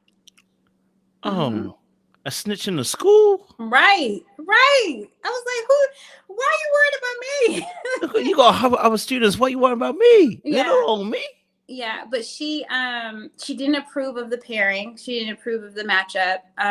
She didn't like him. She thought that he was a knucklehead. And she didn't like the fact that I was dating him. And so she went out of her way to call my parents and to tell them that I was fraternizing with this like knucklehead. And all hell broke loose. And so, yeah, my first love, it was a forbidden love, Kojo. It was a forbidden love. Nothing wrong with that, yo. Nothing wrong with that at all, man. It was a forbidden love, so yeah. I'm with you on that. Okay, I'm with you on that. First love's always cool. All right, so then, okay, so after the first love, let's talk a little bit about relationships then, shall we? Yeah. Sure. Can you give me that? That's what you did to Poe, and you sucked him in. Listen, sure. That's what you did to Poe. I saw you. That was the classiest letdown I ever seen.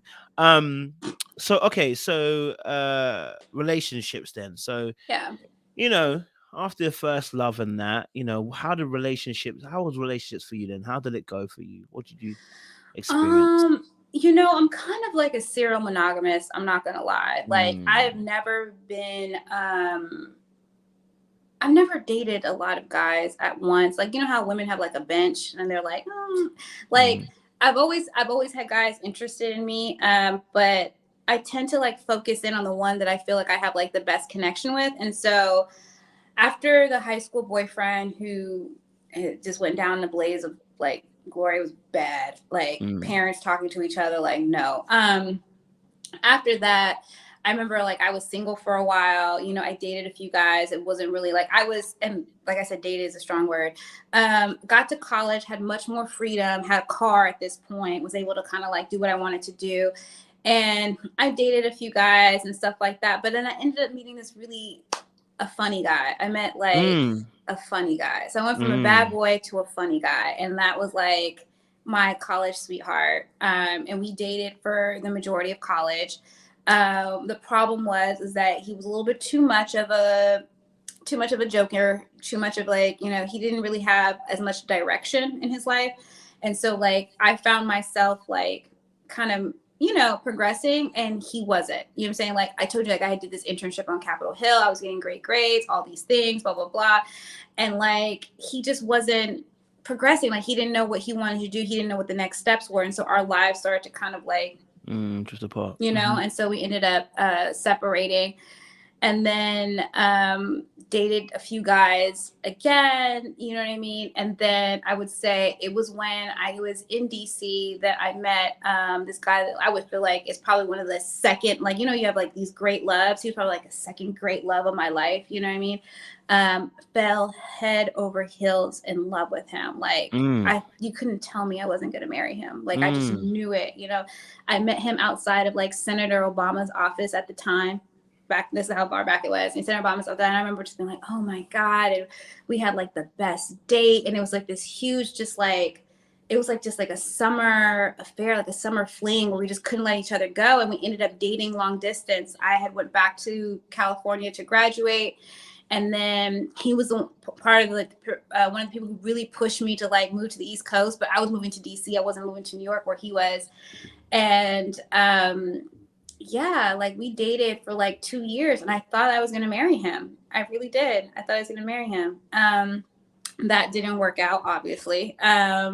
there was a lot in that. There was a lot of aspects of him that I just didn't know. Like I didn't really, you don't know who someone is when you spend like a really passionate summer with them and then you're dating long distance. Like, you know what I'm saying? Like once you're closer, you start to realize motherfuckers are crazy, you know what I'm saying? Like, and so that definitely happened, and that didn't quite work out.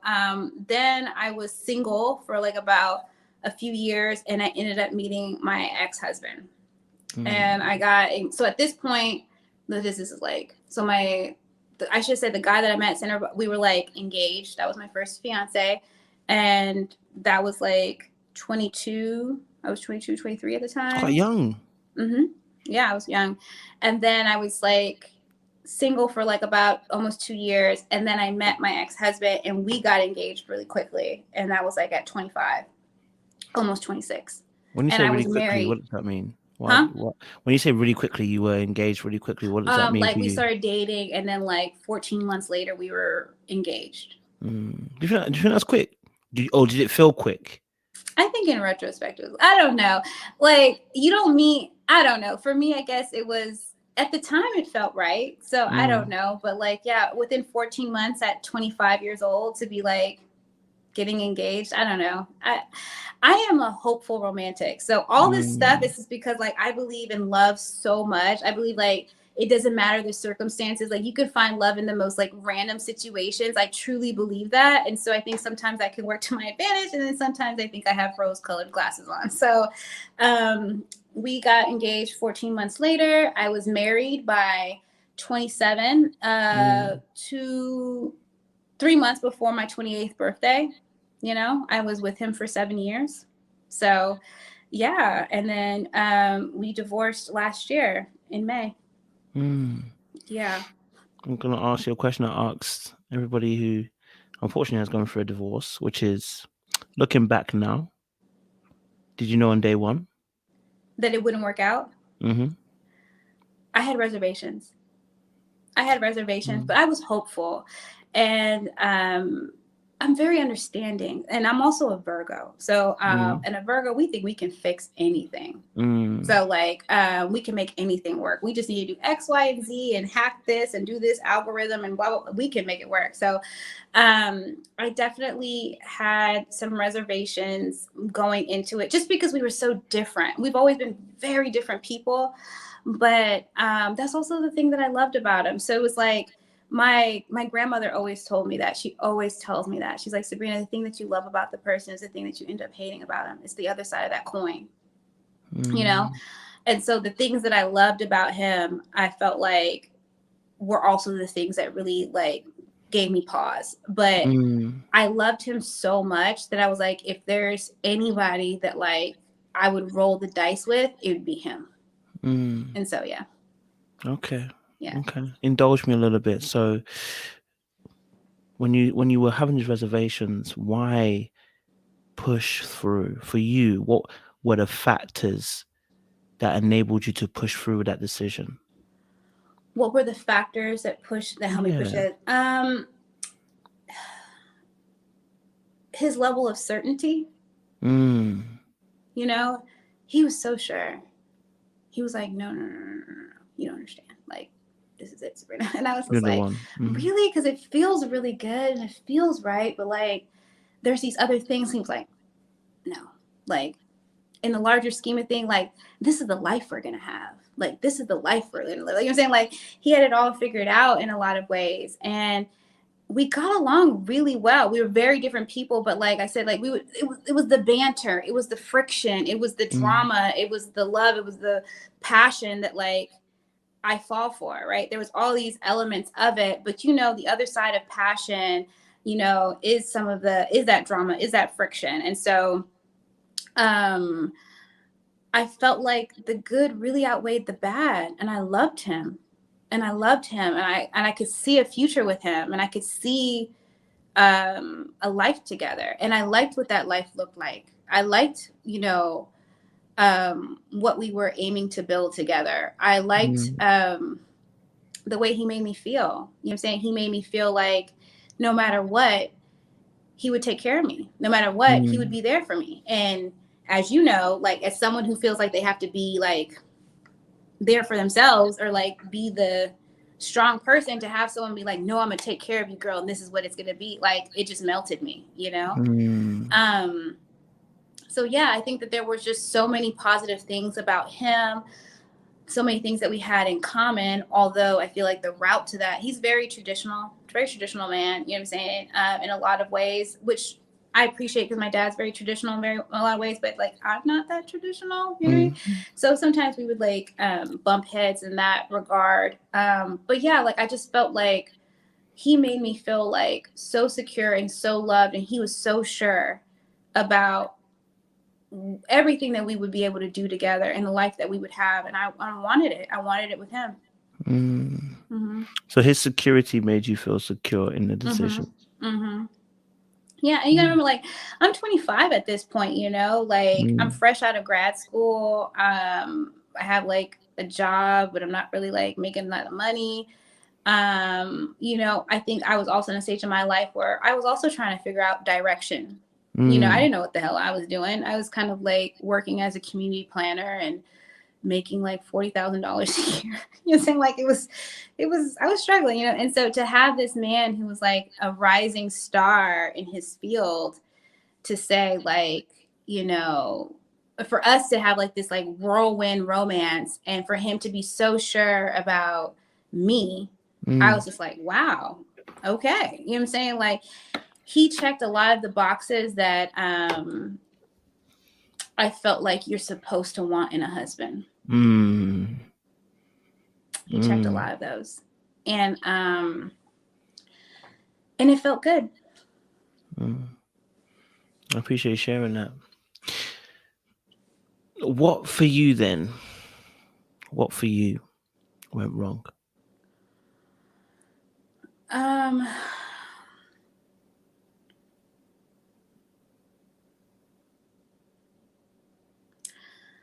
I don't think that. I think we grew apart. One, we were together for quite some time. We grew up, like we were in our early 20s when we got together. You know what I'm saying? So like, I think we grew apart. That's one. I think we realized that there were some very fundamental differences between us that were an issue. And I also think that that dream that we had about where we would be and what we would do,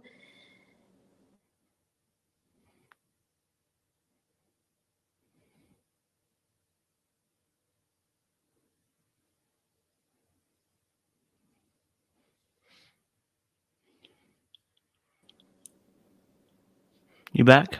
Yeah. It's one a dream. The dream that we had for our lives, the dream that we had together, the plans that we had, you know, life has a way of like slapping you in the face and slapping you down. And I don't feel like we were working as a team anymore. You know what I mean? I felt like we weren't working as a team. Like, I don't know how to explain it. Say, like, we weren't, I didn't feel like I was an asset anymore. I didn't feel like I was the prize anymore. You know what I mean? And so I felt like there was a lot of dynamics at play that like caused us to separate, you know. But I would say definitely like we grew apart. It was really hard for us to overcome some of the challenges that we had faced. And at a certain point, I just felt like we were friends and roommates versus like a married couple. You know what I mean? Like it started to feel like that after a while. And I'm trying so hard to be, if you hear me being selective, it's because I am trying to be selective. Like I try so hard to like, because I love him. He is one of the loves of my life. And like, you know, I don't want to throw him under the bus in any way or divulge too much, because I really do respect him as a person. But I think that there came a moment in his life where I think that like I was no longer the priority. Okay. I'm gonna ask two questions. Number one, just because obviously what you shared earlier on, because we're quite similar, when you say, obviously, like for instance, when you're trying to share what you're sharing, would you say that you tend to cover people quite heavily when you've interacted with them, when you've, let's say you love them or care for them? Would you say you do more than the average when you're trying to cover for people? What I mean by that, in the sense of, is like, let's reverse the question. What you're doing right now, do you wish someone did for you? Absolutely. Absolutely. Absolutely. I say all the time, I think that like how you conduct yourself exiting a relationship, after a relationship, is a true testament to who you are, and it's almost equal, if not more important than who you were in the relationship. And so I'm a big believer in, my dad has instilled this, like, you leave people better than you found them. You know what I'm saying? If you really love someone, you treat them with love, honor, and respect, regardless of how the relationship has ended. And so for me, like, even though there were lots of things that I wish that he would have done differently, a lot of decisions that I wish weren't made, I just feel the need to like protect him because I loved him. He was my husband for 7 years. I'll never betray that trust. Interesting. Okay. And in regards to talking about what went wrong per se, for you, you spoke about no longer feeling special. And let me maybe interpret it a little bit. Are you saying that the initial intensity or the style of desire that he had for you, which made you feel like you were special in a relationship, right? Just bearing in mind what you shared earlier on with being younger, I think, I'm not saying you're an attention seeker, but we need a certain level of attention due to how we've grown up. Did that intensity change? Yeah, I think that it definitely changed. And I think that's natural, right? Like the longer you're with someone, I think the attention kind of shifts and ebbs and flows or whatever. I think that's right. I think that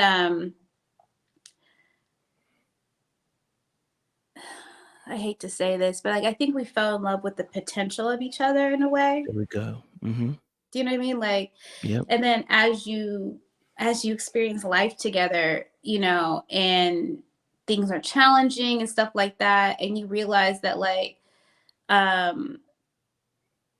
you know, that person isn't necessarily who you thought they were, or they're not going to change in certain ways, or you know, when you fall in love with the potential of someone versus the reality of someone, and you get the real them after years of being with them, I think that that's what can cause you to kind of like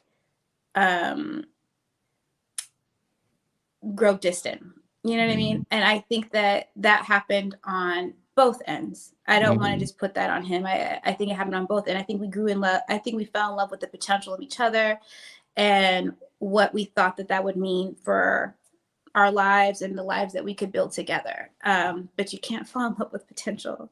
And that's something that I'm very like sensitive to now. Like, you know, it's like not falling in love with what can be, but what actually is. Final question on this. So what part did you contribute towards the downfall of the marriage then? What would you say your contribution was? You know, I had my own ideals, my own expectations going in. While he had a very clear idea around certain things, I had mine too, you know, and I didn't waver. I was very impatient, very steadfast in a lot of that, and I really pushed for a lot of things. And I think that him being a man, I think he wanted more deference or freedom, or just like I don't know. I don't want to speak for him. I just know that I was very impatient when it came to certain things. I know that I was very headstrong when it came to certain things. And I think that's once again trying to fulfill this dream and potential that I saw, and I was like I said, I'm a Virgo, I'm so clear, like I know how to get there, like let's get there, you know what I mean? And I felt like I was being a little bit like rigid and a little bit forceful in that way. And also I think that like I made excuses along the way for other things too. Like, so when it came to certain milestones, like buying a home, investing in certain things, building this life, I was very like this is how we do it. But when it came to certain like, you know, emotional voids or things like that, like I've spent so much of my own life avoiding, like, you know, ignoring my emotions that like, how am I going to ensure that someone else is doing it? You know what I'm saying? So I was like, not really like, I was creating blind spots for certain things too. And looking back, like it was always there, but it was like a blind spot. I didn't even like, you know, really acknowledge it. So there was a few dynamics at play that like, I felt like if I was like a little bit more sensitive to it, I probably would have caught it a little bit earlier. How easy was it for you to share your emotions within the relationship from your side? To be honest with you, out of the two of us, I was probably the one who did it more, which is not saying a lot. Which is not saying a lot, to tell you the truth. If I'm the one who say it more out of the two of us, it's not saying a lot at all. No, I'm, you know, as tough as I try to act, I usually bend. Like if I'm in a relationship and I love you, I'm usually the one who's going to bend and like want to make things right.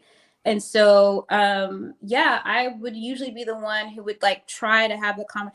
And to be honest with you, we didn't have the best like habits in that regard, where a lot was just like kind of swept under the rug. A lot was just kind of like, let's just move on. There wasn't a lot of like processing of like, how could we do this better? It was like, you know what, you're right, that was wrong. All right, let's move on. Like it was very much like we always used to joke, we're not sensies, we're not sensitive people, we're not sensies in that way. Like we don't need to belabor the emotions. We don't need to do all that. Like, you know what you did, I know what you did.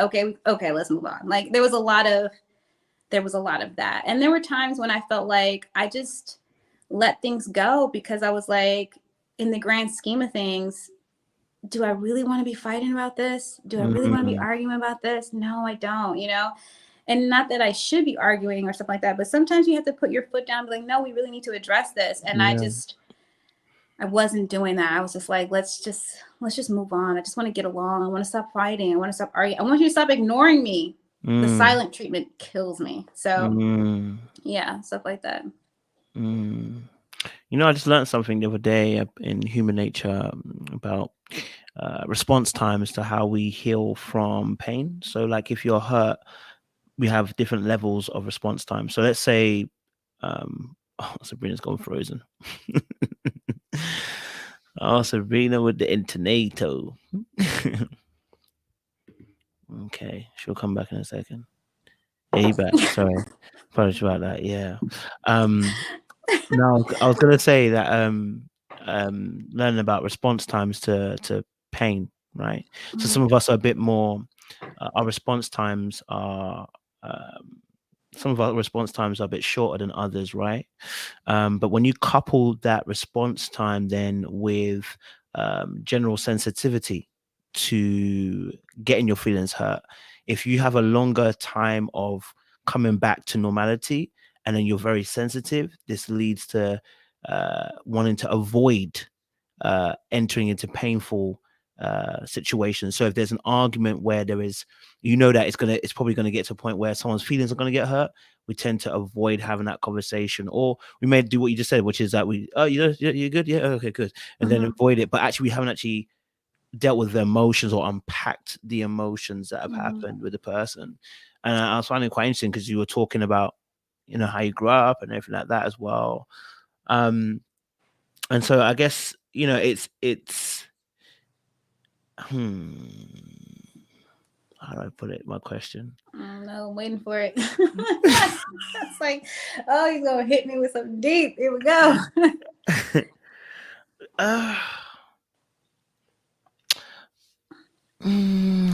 I'm trying to word it in a way. Yes. Okay. So let me keep it simple. Did you feel like you might have been afraid of get into that place where when your feelings do get hurt, almost like, okay, so like, don't you, some of us don't like staying in a place where we're at odds with somebody, right? Because it almost feels like I'm not being loved in that moment, right? Some of us have greater sensitivity in that area. So I guess I'm kind of asking for you, when you were having, like, let's say, an argument, how was it like for you? Were you okay? Were you one of those people that, you know what, when you have an argument, you start feeling a bit nervous, like, yo, like, I don't like being in this space where I'm not sure how you feel about me, almost, in a sense, you know? I don't know if that makes sense. It's not that I don't, well, maybe it is a little bit of like, you know, I think when someone that you love is mad at you, it just feels horrible. Like, you know what I'm saying? Like, I hate that feeling of like, I've hurt, upset, disappointed someone that I love. Like, it just really does not sit well with me. I hate being at odds with people. Like, I hate it so much. Same, and so I think, especially if I love you. So sometimes I think that I'm almost quick to expedite the resolution so that we're not at odds anymore. Yeah. You know what I'm saying? Like, I'm quick to be like, okay, you good? Like, what do we, like, let's talk about it. Let's do it. Like, once I'm there to the point, like, I almost want to like breeze through the emotional part just so that we can like be good again. You know what I mean? Like, I hate being at odds with someone. Like, it really burns me. I don't know how to explain it. It leaves me in a very uncomfortable space. Like, I don't know if it's like, it's not that I don't think you love me. Like, I know that you love me, but it's just like a, I don't know how else to say it. It just feels so uncomfortable. And it makes me feel like I'm failing at something. So let me ask a key question to you. When's the last time you felt emotionally secure and safe? When's the last time someone made you feel that way? You know, honestly, like in like my most recent relationship, honestly, the person that I'm with right now has really been like really helpful and helping me like actually express my emotion, like, and pausing and talking about it and like looking in each other's eyes and being like, how do you feel about this? Or like, what's going on? And like getting me to open up in a way that like, I hate to do. But it's different when that person's there and they're like coming from such like a reassuring, like, I want to work through this with you kind of place, you know? So I would say probably most recently, I think that I've been, since my marriage, I've been like hyper vigilant about dating people who are more like emotionally intelligent and emotionally mature, because I need that. Not that I'm just so intelligent, like I need that, you know what I mean? And so I find that in my current relationship, the person that I'm with has really been helpful to that. I appreciate you sharing that. Thanks for sharing that. I'll move on from there. Thank you for sharing that. I appreciate it, Sabrina, for being honest. And hold on, I'm going to take another shot. Lord. Oh, no. I don't know if I sat down with Oprah, Ayana Van Zandt. I don't know who I sat down with right now, but but you was open. You answered the questions. Fix my life. Let's go. No way. I'll charge you later on. But no. Okay, so that you went into Ready to Love. You went into Ready to Love. You know, and we saw you on the show. What prompted you to go on to Ready to Love? Did you choose to go on it? I mean, as in, did you apply, or did you get did someone reach out to you? No, I applied. I was a fan of the show. It was a real one again. Okay. Yeah, I like the show. I didn't watch the Atlanta seasons. I watched the Houston seasons, and I just thought it was such an awesome like concept, right? Like, I don't know. Growing up, you know, we had the Cosbys. I know, but we had like all these like a different world. We had all these like images of like Black professionals and people doing like, you just don't see as much of that anymore. You know what I mean? And I just really like the concept of taking like real Black professionals from within a city and like helping them navigate like, you know, that like the opportunity to find love. I just thought it was just like a genius concept. I thought it was just so positive, and I really liked it. And so I remember a girlfriend telling me like, you should and I love dating shows and stuff like that. Like, I've always watched them. And so I remember a girlfriend telling me that I should like watch it, and I immediately got hooked to it. And I remember like as the second season of Houston wrapped up, I remember being like, oh, they're going to go to Chicago or DC next, because like they're going to go to like a Black city, you know? And I was like, oh, if they go to DC, I'm definitely going to apply. And I said it like jokingly aloud to like one of my friends at the time. And then like literally within like 2 weeks of saying that, maybe even shorter, I followed Devin Your Boy, I think Oh is yeah, his name, yeah, or yeah. something like that. And it was like he had reposted like the casting call, like calling DC professionals to apply for Ready to Love. And I remember being like, oh my God. I remember telling my friends at the time, and they're like, bitch, you gotta do it. You gotta sign up. You have to do it. And I was like, you think I should? They're like, yes, absolutely, you gotta do it. And so like they were like hyping me up, like, girl, you got it, you got it, you got it. And I was like, all right, I'm gonna fucking do it. I'm gonna do it. Okay, let's do it. So, and I remember like pouring over my statement of who I am. I remember like methodically selecting which photos to show, because you have to like, all of that. I'm like, okay, this is like fun and flirty. This. It's like trying to show like different aspects of my personality. And I just sent it off and was like, all right, let's see what happens. And yeah, they called me back. And I was surprised. I was like, oh my God, they called me back. And like, they just kept calling back. And I was like, I guess I'm making it. Like, I think this is going to happen. Like, I guess it's going to happen. And like, went through the whole like psychology tests and stuff like that. And like the paneled interviews and stuff like that. Like, I was like, I don't know if I'm applying to a dating show or to the White House. Like, there was just so many steps. There were so many steps. It was like a long process. But no, I applied. I was a fan of the show. I loved the concept. And I told myself that if given the opportunity, I was going to go for it. Okay, I love that. So obviously you joined Ready to Love, you got on the show, you finally get to the mixer, and who did your eye first catch? Who's your eye? Who went past you and you said, my oh my? The first two people who stood out to me was Laverne and Demetrius. Okay. Those are the first two who I thought Laverne was attractive, but I also appreciated how what a gentleman he was, because I was the last person to walk into the mixer, which I hated. And I was like, fuck, everyone's gonna be all coupled up and grouped up by the time I get in there. Like, damn, I was like, ugh. And I remember I was the last person, and I like kind of walked up to this table of like 5 or 6 people, I can't remember, and all the chairs were taken. I remember Laverne looked up and was like, oh hey, immediately popped up, pulled out his chair, was like, sit here, blah blah blah. And I was just like, oh wow, okay. And like across the table was Demetrius sitting down, and I remember being like, oh, he's cute, and he kind of gave me like an acknowledging like, hey. And I was just like, hey. And then he continued on with his conversation. And so those were the two that like when I first got there, I was like, okay, like not too bad, not too shabby. I mean, you had I guess, interesting conversation with Demetrius on the first day. It seems like at a mixer, y'all were breaking it down already into deep convo. Talk to us about that convo. What was the conversation about? What was it like? What was it saying? It just flowed, man. It just flowed. It was easy. It was easy to talk to him. We had a lot of similarities. You know what I mean? We had both lived in the Bronx. Like, we both had been married. We both had like similar outlooks on like defining a power couple based off of like what are the priorities of that couple versus like status and money and power, you know what I mean? Being more so about setting goals for ourselves that are aligned with the lifestyle that we want to have. Like, it got very deep very quickly, but it wasn't like uncomfortable. Do you know what I mean? It was just kind of like, that's where the conversation just kind of went.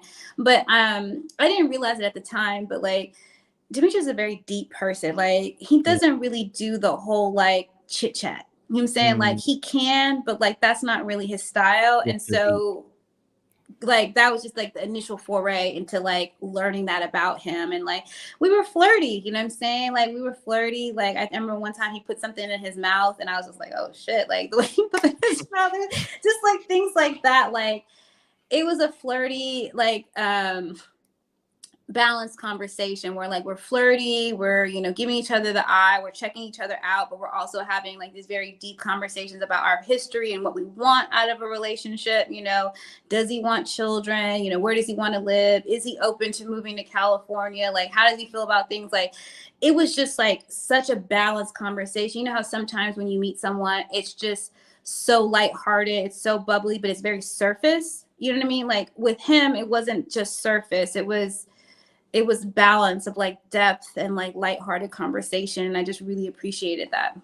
Okay, yeah, I love that. And you both kind of shared some deep things about, your marriages that had passed, and everything as well. And it looked like you guys were having really deep conversation there as well. So, after you had that kind of conversation for yourself, were you now, did you feel like you were now drawn to Demetrius, or was it more of a case of later on down the line that you felt that kind of drawing to him? No, I was always drawn to Demetrius in the beginning, especially after that conversation. Like I said, it was very, it was layered. And I appreciated that. I really appreciated the way that he took responsibility or accountability for his actions, leading to his divorce. Yeah. I really thought that. I loved the way that he talked about his son with such pride. You know what I mean? Like there was just like a lot of attributes about him that I was just really drawn to. I think that someone who could take accountability for their actions and own them and be cognizant of them, someone who's taking steps to heal, like he talked about going to therapy, he talked about different things. He talked about trying to build a life outside of the military and not let his military career define him. Like there's just layers to him there that like I was exposed to that I really appreciated. So yeah, since that conversation, since the beginning, like I remember him saying that like the stone around his neck was like a topaz, and that happened to be my middle name. Just things like that just seemed very serendipitous. And yeah. So since day one. Okay. I love that. Did you, obviously I know you say Laverne caught your eye, but did you manage to connect with Laverne on the mixer? Did you manage to connect with him? No, we didn't. We had an initial conversation. He was one of the first guys to like ask me to sit to the side and talk to him and stuff like that. But I found it hard to connect with Laverne, to be honest with you. We didn't really hit a sweet spot in our conversations. Like I felt like it was a little surface. Okay. You know what I mean? Like I was like, why are we talking about designer labels right now? Like it seemed like things like that. Like it was just like I don't know if it's because he's like he saw my style and he was like, oh, she's into fashion. Let me like talk to her about these things. But like we didn't really get deep at all. It was very separate. And honestly, it wasn't that long. Like the first time we talked, Tory stole me away and was like, I want to talk to her. And then the second time we talked, Precious came in. So like both times we talked, like it was very short and the conversation really wasn't going anywhere like deep. It was just, I don't really think that I was getting a chance to get to know him. It was more so like we were just chit-chatting. Okay, that makes sense. We've heard that before. And you said Tory stole you. Was that the mixer that he stole you and had a conversation? Yeah, tell us a little bit about that conversation with Tory, huh? Yeah, I like the way that Tory was very assertive. You know what I'm saying? Like he was like, oh, excuse me, brother, can I have time with her? You know what I'm saying? Like he was the first person to do that. And so I was like, oh, okay. He is such a flirt. You know what I'm saying? He's a huge flirt. And so he's like giving me the eye and like, charming me in that essence. But he was also being really vulnerable. Like he told me about his hearing challenges and things like that. Like he was very forthcoming. So he was very forthcoming and talked a little bit about his childhood too. I found that very disarming, right? Like to have someone to come and just like bear some very sensitive things about themselves in the initial conversation. I was like, wow, you know what I mean? So his conversation was also layered, but just like in a different way where I felt like he was able to be what would appear to be like a little bit more vulnerable in the beginning, you know what I'm saying? Like, in a way that you just don't expect in that kind of setting, you know what I mean? So, but he's also, fun and flirty and talks shit and like all that stuff too. So I enjoyed it. Okay, I like that. So that was good impressions from Tory, good impressions from Demetrius at the beginning of the mixer, etc., etc. Okay, cool. Let's get into it. Okay. Let's get into it. First, let's deal with Laverne. What the heck happened with Laverne? And actually, before that, Ace, we had Ace yesterday. Come on here. Okay. I want to ask a question. Were you one of the people who were trying to arrange dates with him after? I've got to ask. Were you one of those people that are arranging dates with him after? When later on in the process. Arranging dates for Laverne later in the process? Trying to arrange a date, trying to get into a date, Absolutely not. Like Laverne and I have been in each other's bottom since day one. Like him and I just we didn't click. We just didn't click. And it wasn't like any like love lost. It just, like I told you, like our conversations, we were talking about like, what designers do you like? Oh, I like this designer. Really, there was nothing there, you know. Like we had one phone conversation following the brunch, and it didn't go anywhere. Like I remember, like it just didn't go anywhere, and that was the last time him and I had ever talked one-on-one. And if you look at, I don't know how much of it's shown, but like consistently, he was in my bottom, I was in his bottom, and it wasn't like a adversarial thing. We just weren't interested in each other. And so leading into his, I would say over the course of the process, I heard several things about Laverne, several unflattering things, but he's narcissistic, he's egotistical, he's very defensive, like he's just doing a lot right now. Like I heard that from multiple women in the process. And I remember there was a point when, you know, I think he's on the verge of being eliminated, and they're going around the table and they're asking each woman, like, you know, how do you feel about Laverne? Like, I feel like he's disrespectful. I feel like he's this. I feel like he's that, you know, and like, it was just me and Ace who said nothing bad. And it's something I told him, I was like, you know, I was like, I hear everything that everyone's saying, but like, that hasn't been my experience with Laverne. I was like, I cannot talk to what they're saying. Like, because literally that's how I felt. And then, you know, obviously Ace was a connection for him. And she was like, I have a different connection with him. So it was literally just me and Ace were the only people at the table who didn't have anything like negative to say about it. So going into his elimination, I didn't expect the reaction that I received, like at all. I was genuinely surprised and genuinely hurt by it, because even though everyone has shit to say about Laverne, I never did. You know what I mean? So I was like, of anybody, why are you shooting me? Like, I've never had anything bad. So I felt really bad about that. And then the unfolding of, oh, I heard this rumor about what you were doing. And I was just like, seriously? Like, seriously, you're blowing up on me over a rumor when you've been sat down twice in this process already to talk about your behavior and talk about the lack of connections that you have? Like, he's hinging this whole thing on a rumor that you're hearing, like, that was completely false, completely misconstrued. But like, this ain't the first time, boo. Like, you've been sat down twice already. So to me, it was just kind of like, you're grasping at straws. And he told me, he's like, Sabrina, I'm like, afterwards, like after everything had happened, and like he sat down at my house over there and we talked about it. He told me, he was like, Sabrina, it didn't matter that it was you. Whoever was sitting there, it was going to catch some heat. He was like, I was frustrated with the process. The producers had fucked up and told him that he was getting eliminated before he even showed up on set. So he came in knowing that there was going to be some stuff and was prepared to go out with a bang. And he literally told Paul and Clifton that I'm going to go in there and I'm going to light Sabrina up. He told them that going in. So he came in with the intention to go off. He came in with the intention to go out with a bang. He wanted to leave in a blaze of glory because he was frustrated with the process. And I happened to be the person that was like there. And so what you saw was me matching his energy and reacting to him. And I don't even have a problem with Laverne. Like, I have a lot of, that was one really, really unfortunate moment that we had, but I have a lot of, you know, very pleasant memories of Laverne as well. So like, I don't want to make it seem like he's a monster, because he's definitely not, but I don't think that he handled himself in the best way. And that's one thing about this process, is it's gonna like really, it digs out the worst in people. It really can. It can really dig out the worst in people.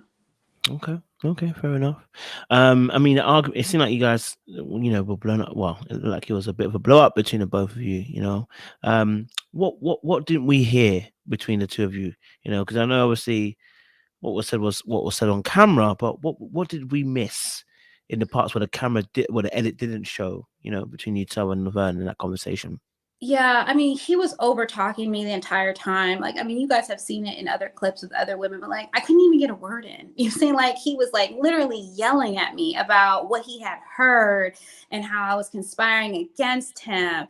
And he was just being so aggressive, you know what I mean? And so accusatory and just so disrespectful that I think that, and at one point I'm like, are you serious? And I think I get up, I curse him out, to be honest with you. Like, how dare you fucking talk to me like this? You know, it's not me. I can't make a fucking decision by my damn self to, you know, to eliminate you. I'm here on behalf of a whole panel of women, and you're acting like a bitch. You know what I'm saying? Like, I went off. I'm not gonna lie, I went off. And he was like, I'm not even cursing at you, Sabrina, and you cursing at me. And I'm like, no, you gonna get cursed out when you fucking come at me like this. And so it was, it definitely went left and stuff like that.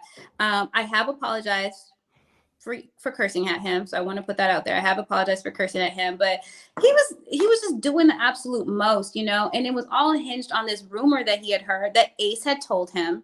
Do you know what I mean?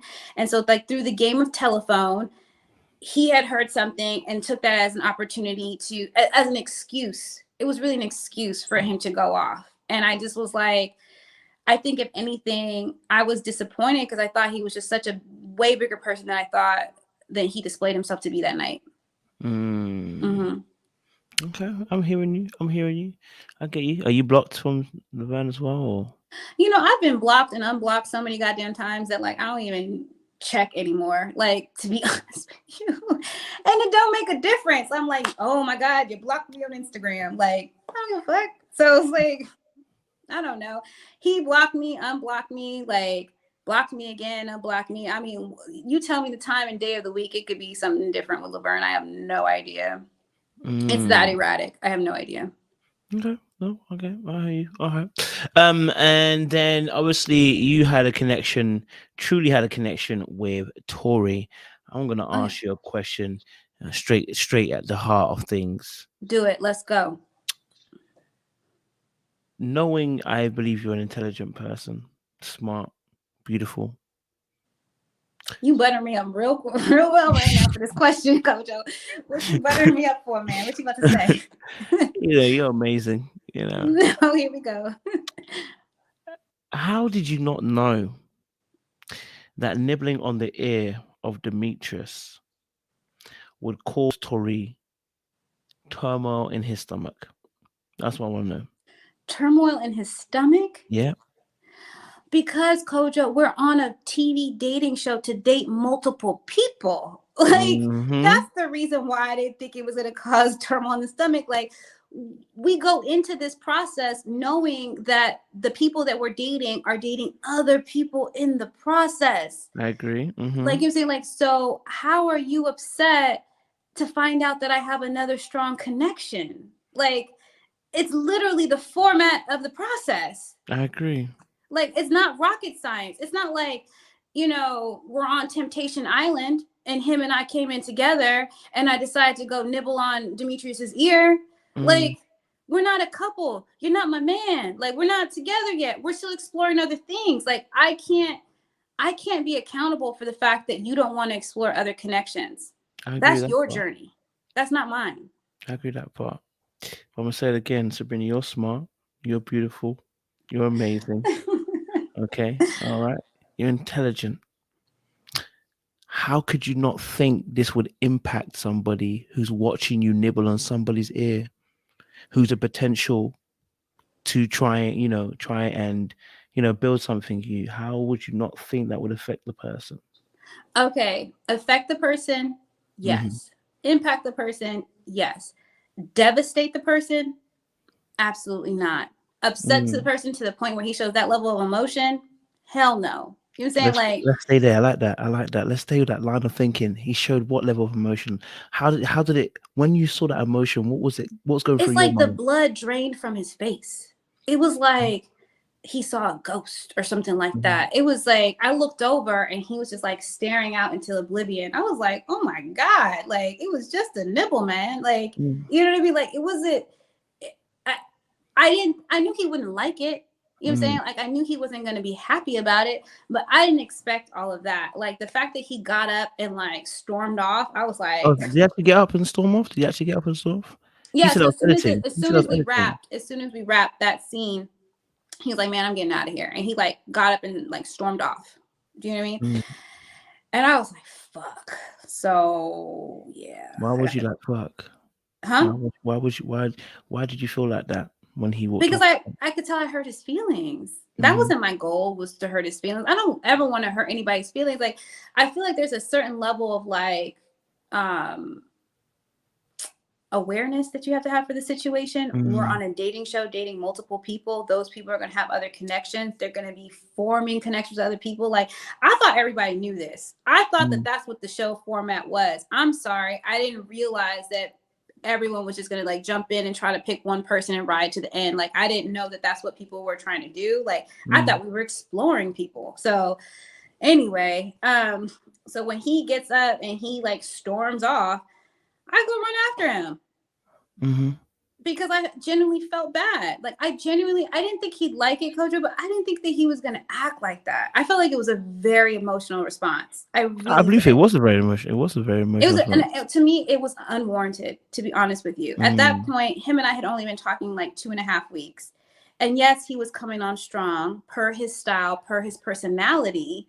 You know what I mean? But that doesn't entitle him to my sole attention. Okay, you saying? Were you triggered? Huh? Were you triggered when he reacted that way emotionally? I felt bad. I genuinely felt bad. Like, the thing that they didn't show you is that I ran after him and I was talking to him for literally 45 minutes. Like, literally 45 minutes off camera, like in the beach house. Like, he's telling me how taken back he was, how upset he is, you know what I'm saying? Like, he's emotional, like, as we're talking about it. And he's like, if he's what you want, then you go have him. I want you to be happy, Sabrina, blah, blah, blah. And I'm like, Tory, it's just like week 3. Like, we're just exploring it. He's another connection, but I want to continue to explore things with you. And he's like, no, you obviously don't feel about me the same way I feel about you. And like, he's going through this whole thing. And I'm like trying to reassure him that like, I do like him. I do think that we have a genuine connection and I want to continue to explore that. But like, I'm not going to guarantee him some type of exclusivity. I agree. Like, I can't do that. Like, and I think that anything short of that wasn't sufficient for him. You know what I mean? Like, I agree. I can't do that, Tory. Like, that's not what this process is. Like, I'm not even at the process. That's not where I'm at with you. Like, I'm not there. You know what I mean? Like, yes, I love your gifts. Yes, I love your poems and your gestures. I love that. I think it's very like chivalrous of you. I love that. I think it's great. I've never had. Huh? What'd you say? What'd you say, Coach? What'd you say? I said, but it was soft, isn't it? I felt like it was a little much. For you. It was. You need a bit more. I need a little bit more edge. And so, a little bit more edge. And so it was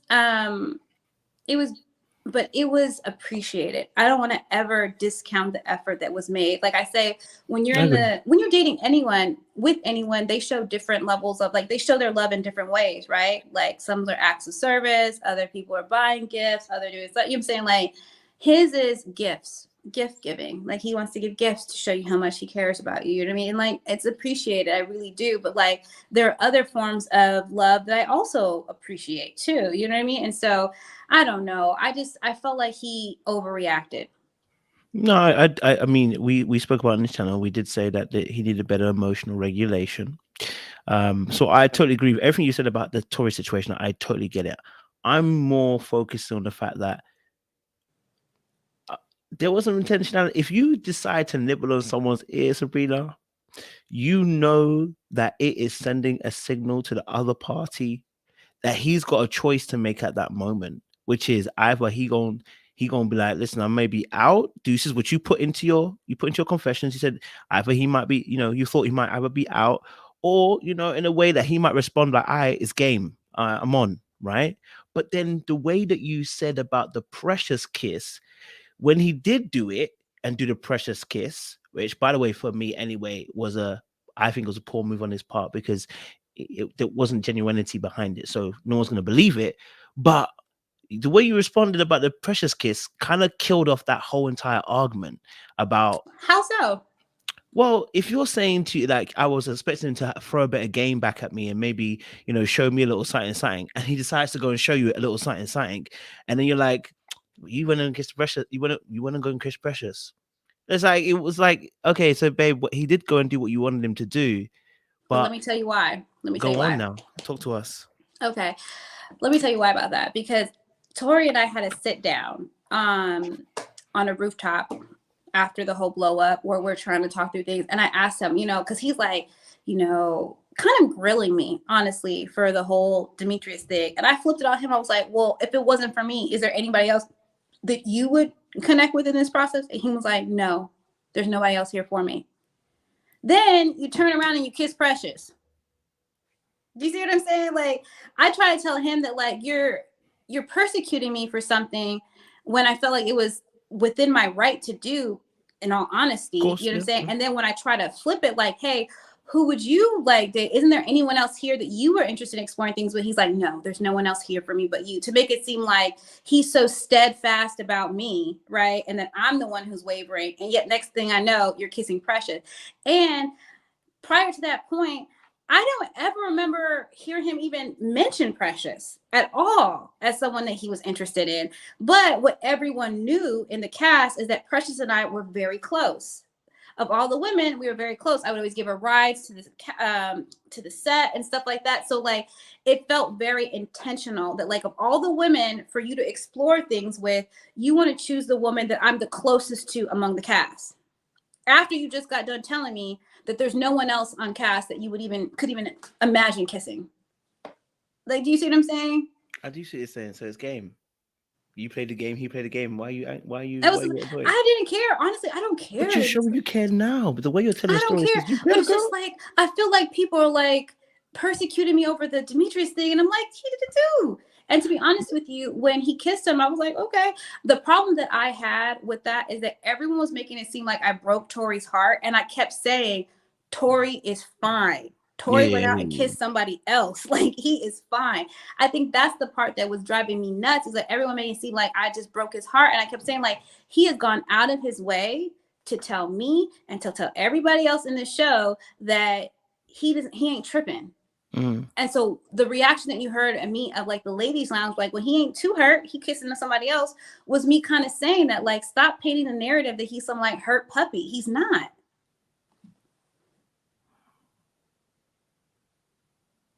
He's not, Kojo. I'm not saying he is. He's a grown-ass man. No, I'm not saying he is. I'm not even looking at that. I'm looking at the fact that he checkmate you in that place. If he goes after your girl, first of all, you should be angry at Precious. Number two, if he kisses your girl, and then that's what it sounds like right now. It sounds like, yo, like, because my perspective is I feel like you're a bit of a game player. I think you're a bit of a game player. I think everyone's a bit of a game player. I think everyone's a bit of a game player. And I don't mean that in a bad way. I think naturally in the game of love, people play things in a certain way. And I think because what I'm hearing. Can you define game player so I can feel better about that? Because if there's a sentiment that, like, I'm not genuine when you say game player, that I'm like, but I am. Not that you're not genuine. You're protecting your heart. But it's the way you're protecting your heart, right? That's why I asked you about nibbling on somebody's ear. You are aware. You knew exactly what that signal was sending out. You know exactly what statement it's going to have. You intentionally nibbled on Demetrius' ear and not Tory's ear. Because if you nibbled on Tory's ear, Demetrius might be like, all right, I'm out, deuces, bye. You can't do that with Demetrius. You're very much aware, because you're a smart individual person. You're self-aware in that aspect, to know that if you did that to Tory, you kissed Tory, if you want to nibble Tory's ear, Demetrius is going to be like, all right, deuces, bye. You couldn't play that game with Demetrius, right? In the same way. Although, I mean, technically, it did come out a little later on with the kiss situation, but we will do that later on. You're very much aware. So what I'm saying is that in that same moment, you're saying about, okay, that's why I brought up the whole confessions that you brought up about him throwing game. And he did throw game. He went and kissed the girl that's your friend. He did what you wanted him to do, but the way you responded was like, but why would you go and do that? No, but babe, you can't control what he's going to do. He's going to do what it's the gate. Oh, she's frozen. The thing's frozen. She'll come back. Yeah, sorry. I was saying that you say what about indeed, baby. But no, I was just saying that obviously, because it almost sounds like you're trying to control his reaction in terms of. I'm not saying necessarily like you're controlling people. Like, I don't want you to sound bad, like control. It's bad. It's not bad, but it's bad. It's not bad, but it's like, okay. So whenever we deal with people knowing where we stand with them. And we know what we feel we're willing to accept and take. In the dynamics between you and Demetrius, it's much more of a fairer game. Between you and Tory never stood a chance. You know that. You might not admit it, but you know that. You know exactly that he never stood a chance. You analyzed that from the very beginning. You knew how he was. You know he's a bit more emotional. You knew that straight away, which is why the nibble the ear happened. I'm saying that no matter what he did, when you were saying if he was to respond, no matter what he did, you would have never accepted his movement, because you felt like an interaction between you and him, right? This situation, you had a power between him and yourself, and you were always going to have to control that dynamic between you and him. You were always going to have to control that dynamic. So what I'm saying is that kiss with Precious, it shouldn't even be annoying with you, because to be honest, it wasn't. But it sounded like it when you said it. No, what's annoying to me is that I keep highlighting it because I'm trying to use it as an example of how he wasn't tripping. I do think that he did it to get back at me, right? Like you said, to checkmate me. Sure. You want that? Have it, whatever. I don't care. Like, it's not a big deal. Like, I heard the kiss wasn't even that good anyway, so whatever. So that's what, but see, that's what I'm talking about. That kind of stuff. I will throw some shade. No. That's what I'm talking about. Do some shit to get back at me, okay? I'm human, all right? If you're gonna do some shit to get back at me, I would throw some shade. I would throw some shade if you're gonna talk some shit about me. Anyway, no, I did not nibble on Demetrius's ear because I felt like if I nibbled on Tory's ear, Demetrius would throw up the deuces. Not at all. I was not worried about losing either one of them. Let me be very clear about that. I wasn't. Okay. I was not worried about that at all. That was not what my game. That was not even part. And that's not to be cocky and be like, oh, I had both of them wrapped in my. That wasn't a factor. I wasn't worried about losing one over the other. You know what I mean? But at that time, I was feeling Demetrius more. Like, I can't hide my feelings out of concern that Tory's going to get hurt. Now, your point about Tory wouldn't have made it regardless because of the power dynamics, maybe. I don't know. I never thought about it. I don't even consider it power dynamics. I consider the emotional dynamics. You know what I mean? I feel like he's a little too emotional for me as a man. I don't think I could handle that, to be honest with you. So I think that was my initial glimpse into that situation, but I didn't know that going into the truth or dare or anything like that. So yeah, I feel like him and I, the way that he was coming across strong with the gifts, the way that he reacted in truth or dare, I was like, yeah, I don't think that, like, we're not on the same pace when it comes to this. We're not on the same pace. Demetrius and I were like a little bit more on the same pace at that point, but even him and I were like trying to, like, we were doing a dance. Him and I were doing a dance a little bit more. Okay, no, I get that. Okay, cool. That makes sense. I'm not a game player, Kojo. You gotta stop saying that. You're not a game player? No, I'm not. I'm not a game player. What? Okay, tell me, what's the difference between a game player and somebody who got options? Well, it depends how you utilize those options. It's about the self-awareness piece, right? Listen, I don't think you're the only one in the show who gameplayed, which is why I'm bringing it up, right? Who else gameplayed in the show? Clifton gameplayed. I said that from the very jump. Somebody said that. I said that from day one, though. Like crazy. I was like, yeah. No, and that's my point, Kojo. I feel like all this backlash is because a woman decided to explore her option and not walk away with someone. But would they even feel like this if one of the men did it? No. I agree with partly what you're saying, right? I do agree, and I think there is, call it misogynistic way that sometimes some women even internalize misogyny as well. I do believe that there is aspects where when it's a woman doing it, that we will feel some way. But I think in this case, the aspect where I'm saying about the aspect I'm talking about in this arena is it's the way you went about it rather than actually the game playing. I actually love game players on this channel. Ask them. I celebrate game players. I even celebrated you. What did I do, Kojo? The way that I went about it. What did I do that was so crazy? No, listen. For me, it's about if you're gonna do it, just exactly the impacts you're making on someone. That's my only thing. That's always I ever talk about. You know what I mean? That's what I ever talk about. That's why I talked about the dynamics between yourself and Tory, and knowing where you stood with him, and knowing what you could and couldn't do. And most of us who are, aware, can understand how we can move. Do you know what I'm saying? So that's what I was kind of saying. It's the way you handle it. Even the Tory situation, I said, all right, cool. She knows what she's doing. She held him there for a little while. She knew what she's doing. She used him as a little leverage. She kept him with the votes. She's smart enough to do that. Keep him on board. And then, look, her main connection with Demetrius. I swear I was not that calculated. I swear. I think it's honestly flattering. It's flattering how much people think that like I put thought into like a lot of this. I literally was like, yo, I'm feeling Demetrius really hard. Like I need to let him know that. I wasn't in my thought that like, oh yeah, Tory, he gonna be there regardless. It wasn't any of that. Like honestly, if you saw me, I kind of took a step back like, here we go. Because I knew that it was a major decision. I was gonna be put on blast. I keep saying I shouldn't have chose Dare, but they probably could have asked me the same question. It still would have been just as bad. So yeah, I swear it was not that calculated, Kojo. I feel like you keep on wanting me to own it, but I'm being honest with you. And maybe somewhere subconsciously, maybe that's the case. I'm not going to say it wasn't, but like at the time, that wasn't what I was thinking. Okay, I hear you. He was like, nah, fuck that. All right. All right, it won't be me you sucker into that thing. So but whatever. It won't be me you get me like that. That would be what? Okay, so what? What'd you say? Huh? Oh, okay. Okay. So you then had a connection also with Demetrius. Okay. What was it about Demetrius that was drawing you in? Because for what we could see, there weren't much going on, Kes. I think it was a lot of the deep conversations that we've had.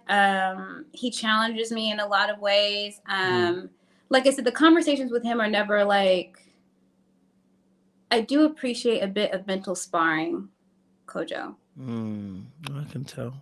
I do. I appreciate a bit of mental sparring. I like banter. I like to go back and forth. I think it's my father and upbringing of like, what do you think? Like, you know what I'm saying? Like, wanting me to express myself and defend myself in that way. So I think that like, I appreciate that in a partner. I appreciate having someone that I can debate with.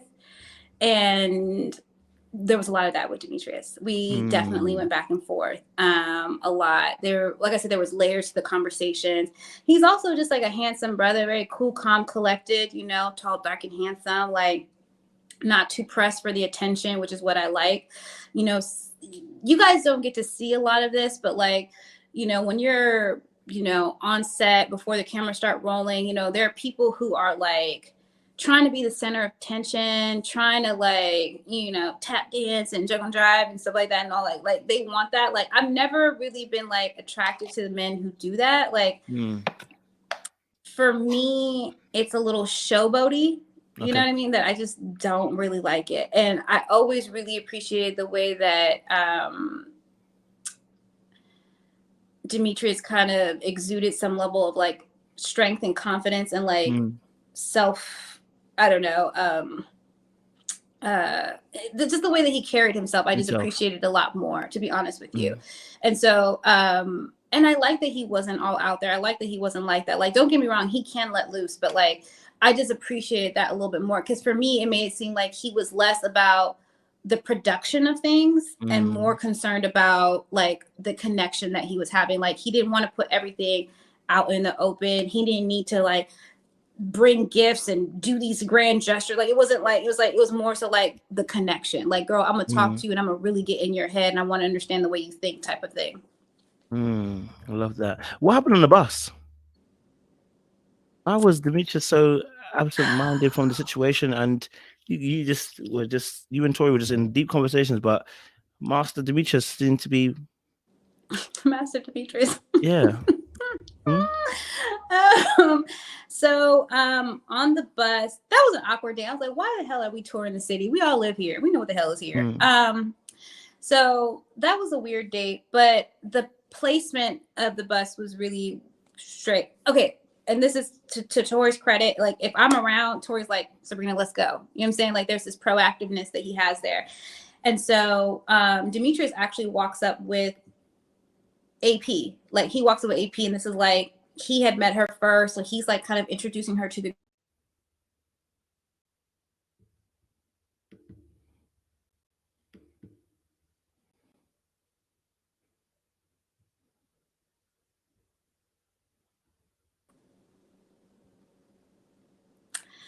So when we enter the bus, you know, they ask us to sit in the seats closest to the aisle. So don't sit on the one furthest, sit in the seats closest to the aisle. So I take a seat because I'm like the first or second person on the bus. Tory immediately grabs a seat opposite of me. You know, AP's there, Wiley's in front of me. And then Demetrius, I think he's one of the last people to join the bus. And he goes and he sits behind me. Behind you, yeah. You know, and he just seems bothered. He just seems bothered by everything. Like he's not speaking up. There's a few times when I glance back to be like, you know, trying to engage him. And he's just like, you know, and I'm like, okay. But mind you, like Tory's in my ear. We're talking about the monuments. And he's like, yo, we can, you know, this type of date, that type of date. Have you been here? Have you done that? Like, you know, he's like, you're talking my ear off. And it's just awkward because I know Demetrius can hear everything, right? Like I know he can hear everything, and he's just like not saying anything. Like he's not even trying to engage me. Meanwhile, Wiley, who I don't even have a connection with at that point, he literally turns around in his seat to engage me in conversation, to have like to make a connection with me. Do you know what I mean? So it was like, why is Wiley, who's like, I don't know, 8 years younger than Demetrius, why is Wiley able to like turn around and engage me in a conversation, but you can't even sit up to say hi? Do you know what I'm saying? So it was like this, it was just weird energy. He was just very closed off and shut down. And I noticed it from the moment that he got on the bus, and it was just weird. And so afterwards, you know, Tory walks me to my car. And I say goodbye or whatever. When I went to go say goodbye to Demetrius, he gave me like the church hug, like I'm not really trying to touch you, which is not the type of hugs that he's given me before. So I was like, oh shit, something's really going on. So I was like, is he mad that I was talking to Tory on the bus? Like, is he mad like how much I don't know at this point how much like what's going on. So I immediately call him after I leave, after Tory walks me to his car. And I'm like, yo, something's like, what's wrong? He's like, you tell me what's wrong. And I was like, well, you were acting like kind of weird on the bus. And he was just like, I just want to know who you're interested in. Like, I just want to know what's going on. I was like, well, you know, Tory's one of the thing. And then he divulged to me that he felt like production put him in the back or asked him to sit in the back to make him look like he was jealous. That's what he told me. I don't necessarily know if I believe that, because I feel like you could have. Did you tell that before? What did you tell that after the reunion everything's filmed, or he told you that beforehand? No, he told me this later on that day after the date. Like I called him the same day of the bus to be like, hey, what's wrong? Like, what happened? Why are you acting like that? And at first he was kind of like, what do you mean? And I was like, well, you were super closed off and stuff like that. And he just felt like he was put in a situation to look bad by production. You know what I mean? They asked him to sit back there, and he just didn't feel like, he just felt like he was kind of set up a bit. And so I hear him, but I was kind of like, you could have just asked to switch seats. You could have asked to do anything. You know, like, so I didn't quite understand. I didn't understand the issue. I really don't. I don't even know if that was really the heart of it, to be honest with you. I just don't feel like he was interested in competing. You know, I don't think he was interested in exerting any type of like effort in that way.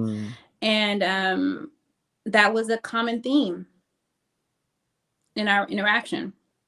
Like one-on-one on the phone and the text messages and all of that, it was fine. But when we get into these group settings and stuff like that, it was like he was above it.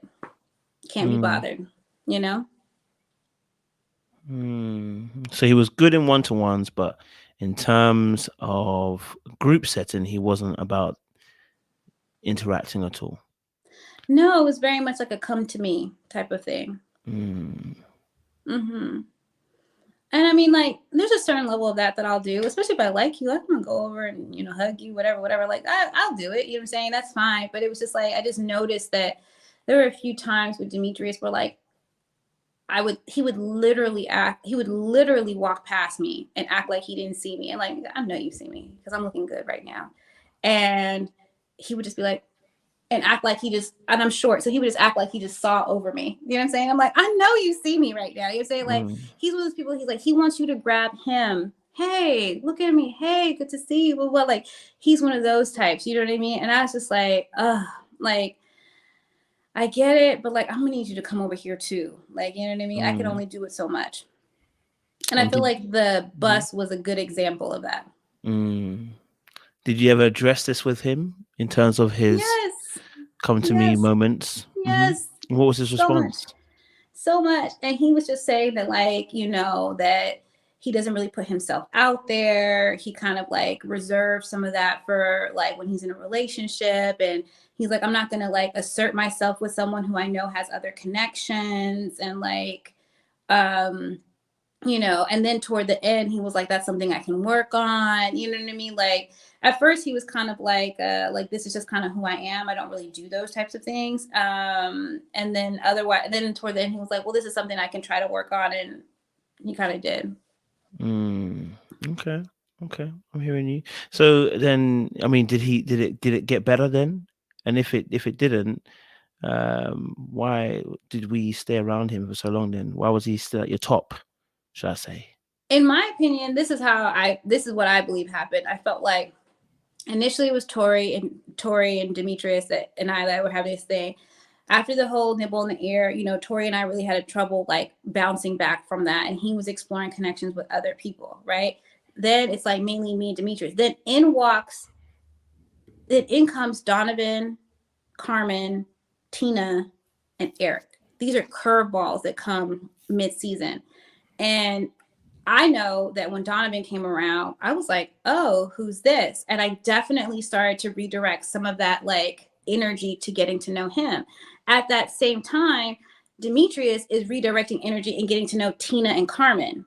Do you see what I'm saying? Yeah. And so we're both playing the field at this time. It's not just me talking to Donovan. You know what I'm saying? Like he had talked to two of the new curveballs too.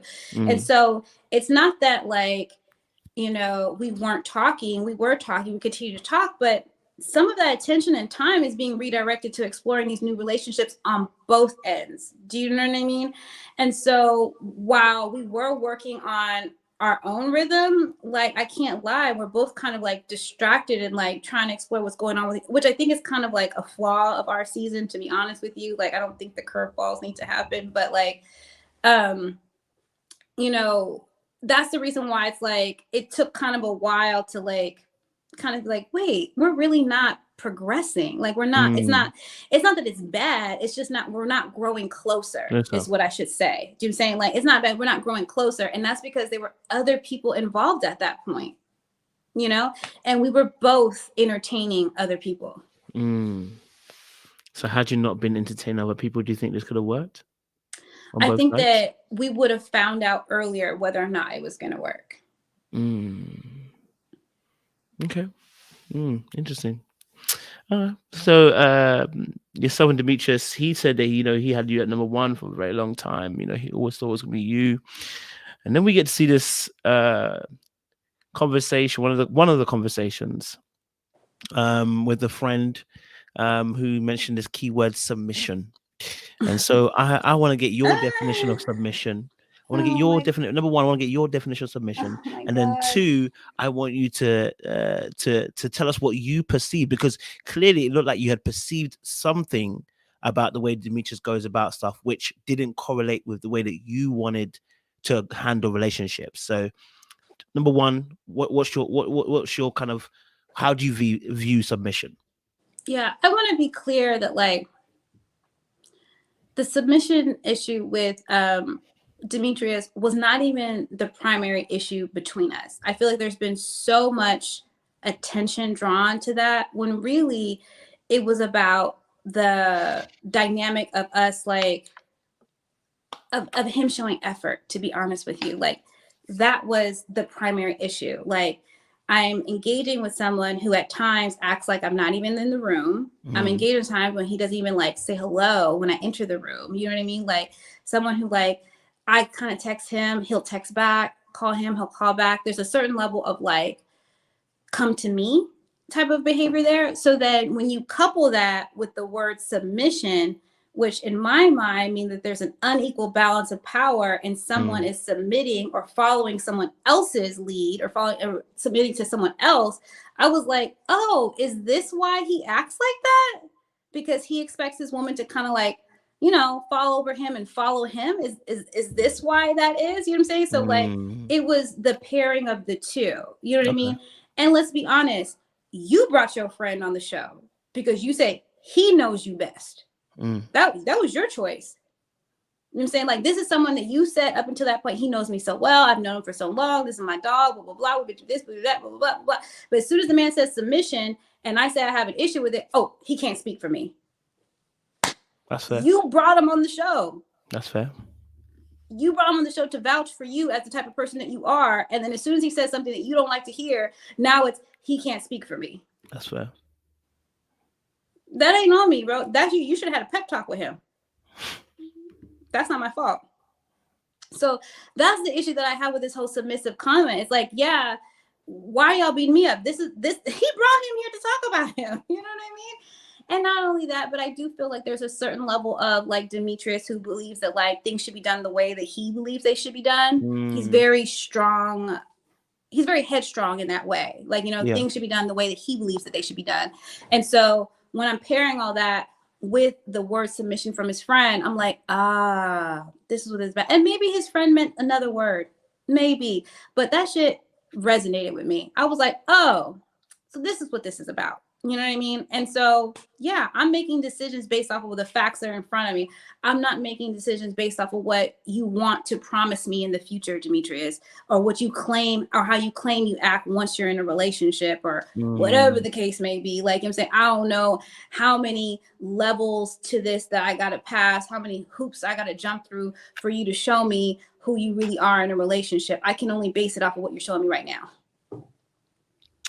Hey, that's a fair point. I'm not gonna be mad at that. I think that's a fair point on that. I think that's a fair shout what you said in regards to the friend situation in that regard. You guys obviously had a conversation as well around how you saw your roles, and you spoke about, I think this was with your particular person as well. I don't know. But the conversation was around you saying, you know, you want to be able to voice your opinion, have your say, etc., you know, in regards to relationship.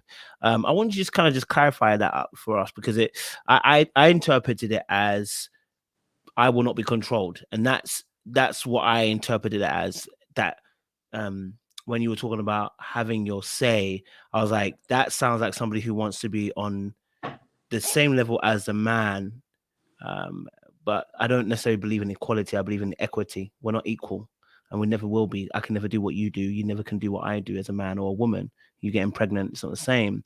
But what I interpreted it when I heard it, I was like, that sounds like somebody who wants to almost be equally footed with the man. And I was like, we're not equal in that regard. But that's my personal take on it. I wanted you to kind of give us a little bit more clarity on what you actually meant and what your thoughts were behind that as well. So when you say that the woman can't be equal than a man, it's because a woman can have children and a man can't? No, we're not equal. We're generally not equal.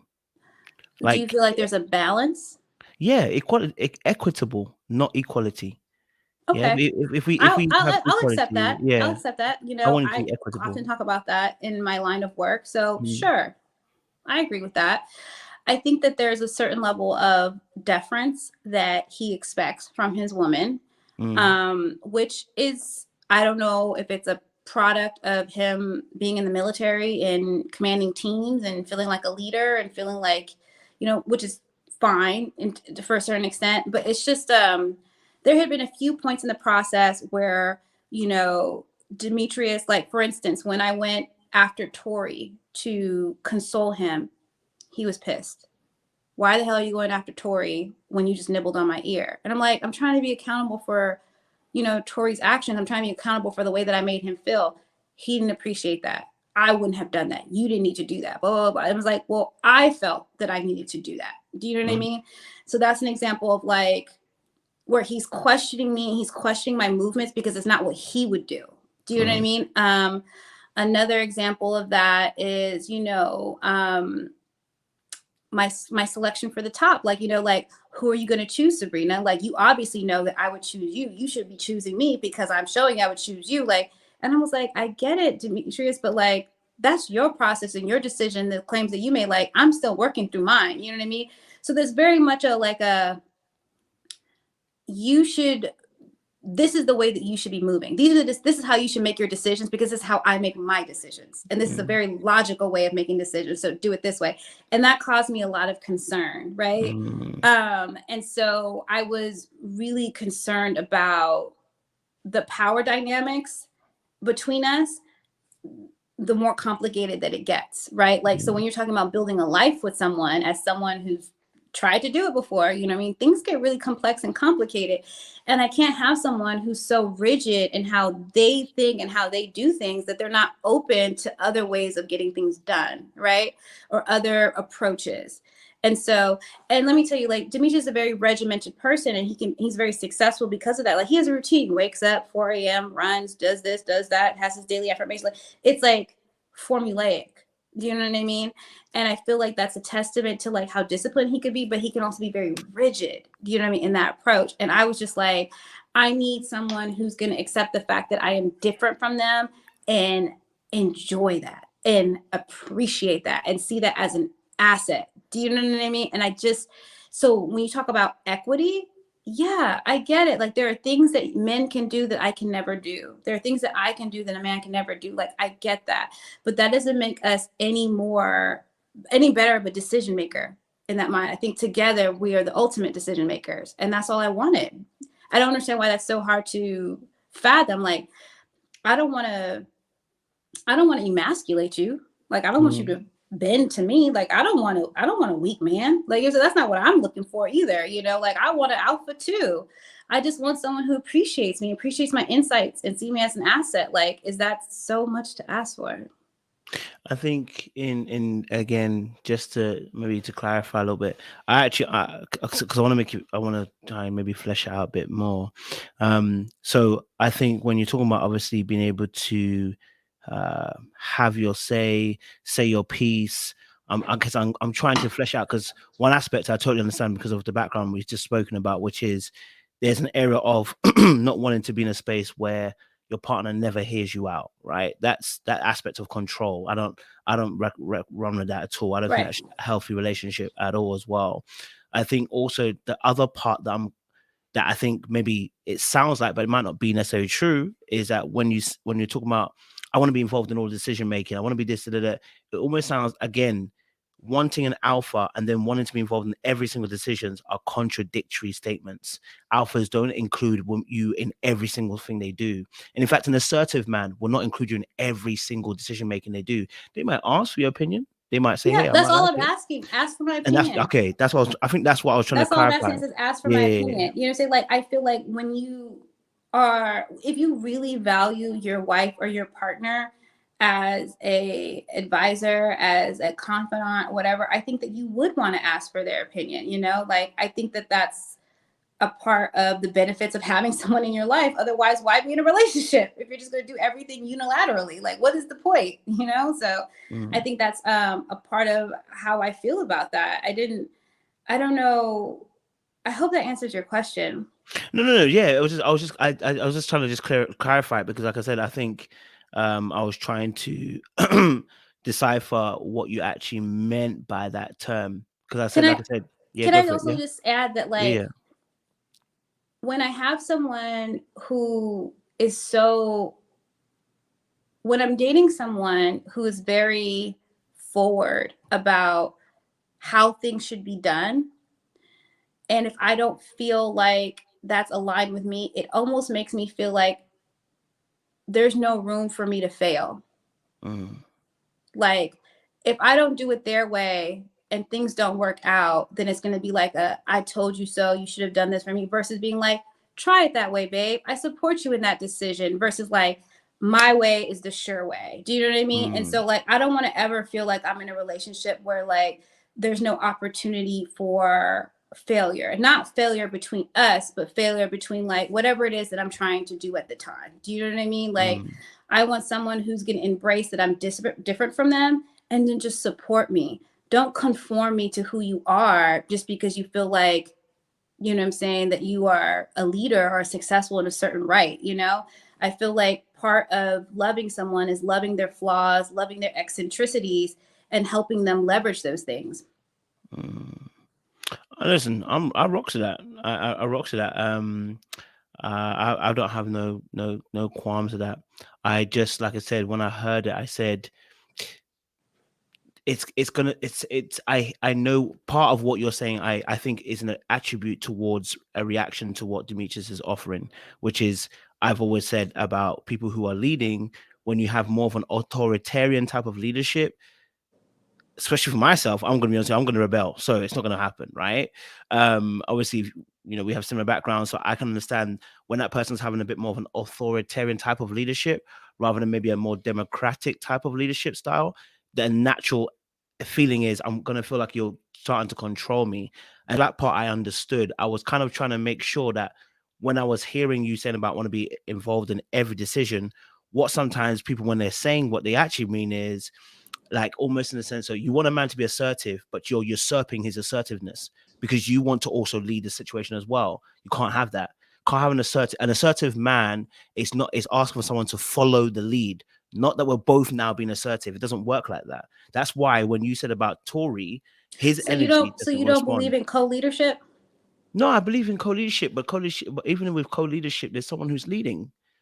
Like, you want to be able to rest in your femininity, then you have to allow me to be the assertive male that I am. If you're trying to lead as well, you're not going to rest in your femininity. I kind of look at it as like having a co-pilot. You have someone who's a pilot, who's there, right? Who's the main pilot, but then you also have the co-pilot who he turns to, who he's like, hey, we're going to do things this way, right? Okay, right. Yeah. Like, who's there to pick up the pieces? Not just like there's a pilot in the front and then everyone else is just sitting in the back, you know, eating pretzels. Like, that's the difference to me.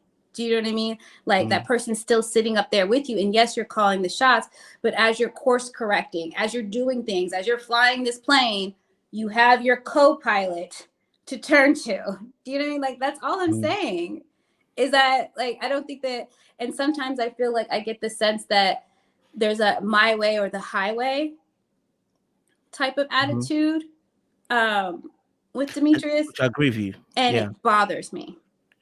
And that I disagree with. I think that's why I'm trying to flesh it out. Yeah. See, because I can see the audience, they're falling on either side. But what's happened is, for instance, when we talk about submission, why people get frustrated about it is because when someone presents submission, what they really mean is dominance. I'm not talking about dominance. Dominance is an antithesis of what submission really entails. Because submission is when you submit somebody, you're submitting to somebody who's a great leader, because when they lead, they consider your thoughts or opinions, right? They understand. That's how I feel. You know what I'm saying? Right? But they lead from a place of love, and when they're leading. So that part I agree. But some people respond, when you hear submission, some people respond immediately with submission. Oh no, But what they don't realize is they're reacting to a poor form of understanding what submission is because of what maybe a man had shown them, right? Hold on. Which is...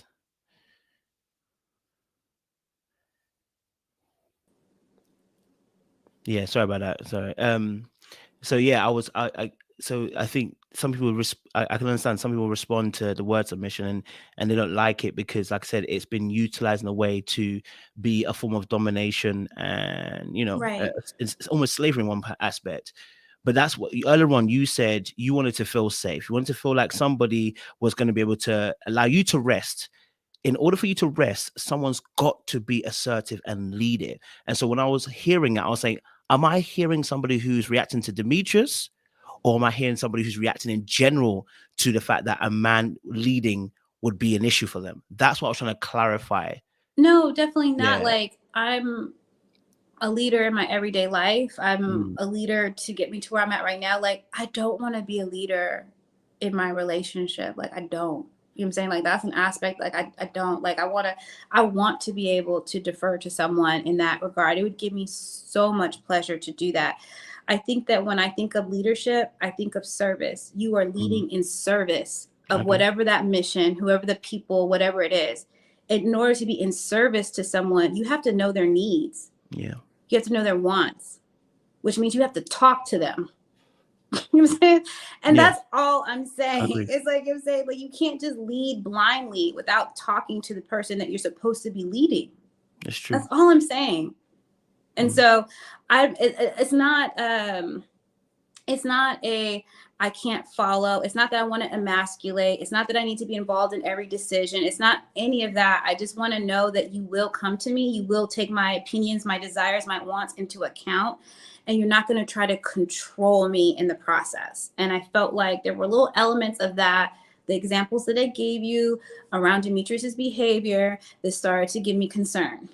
And I think that's where I agree with you, which is because you're relating it to the Demetrius situation. I thought we can see that, right? So we can see that kind of aspect kind of coming through. So that makes sense. I'm actually in alignment with that particular thought. Like I said, I just wanted to flesh it out because the show cut it to such a point. It made it submission, and then it blew then up. the name situation too happened. Talk to us about this name situation, baby.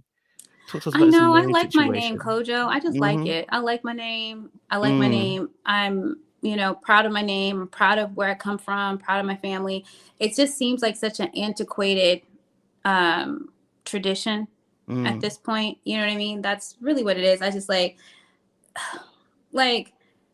that's really what it is. It's like, do we really need to, what does that do for you? Anyone who knows me is going to know that I'm married. Anyone knows that I'm with you. Is it for the children? What are we really? I didn't really see the big deal about it anymore.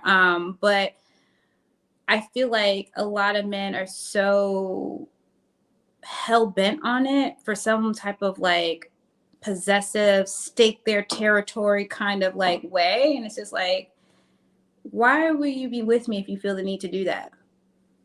So, but I will say that, it is something that I am open to. I am not going to make it seem like I cannot do it. I really, truly do believe that when I meet the person that I'm meant to be with, I'm going to be like, fuck my last name. Let's do this. I do. So would you understand if a man was to say to you that when he hears that you wouldn't take his last name, he starts bearing in mind what we just spoke about, then starts hearing, would this person follow my lead? Probably not.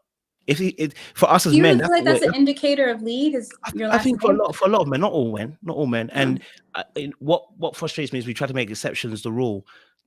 Most men who are going to be, most men in this world, when they hear that, they're going to be like, the types of men that you're talking about, not the ones that are going to be, not the ones that you know what type of men I'm talking about. Not those type of men. I'm talking about the men that, that are, when you meet them, they have a certain level of assertiveness, not aggression, assertiveness, not dominance, but assertiveness. They're going to hear that and be like, so you ain't taking the last name. Okay, why? Now, unless he's actually in the field that you're in, which I believe, again, I totally actually understand of you. If you look at the history of names and surnames, it's actually quite a recent phenomenon which was introduced. And actually, where the basis of actually surnames come from the fact that it was about keeping women down. That's the whole point of the whole surname situation. It was so that you couldn't own any property. I totally understand that. Thank you, Kojo. That's all I'm saying. I understand that, right? I'm gonna still ask you to take my name. I really the same girl, but you're gonna take this name. I will still actually take the name. You know what I mean? Yeah. But I do understand where you're coming from. So it would take somebody who maybe doesn't care about necessarily that aspect, in terms of that part of their life or that name situation, that would say, okay, it doesn't matter to me. And what I don't want to do is pretend and say, oh, men don't care about that. They do. They do care about that. So I've had to learn that the hard way of how much men care about that. Yeah.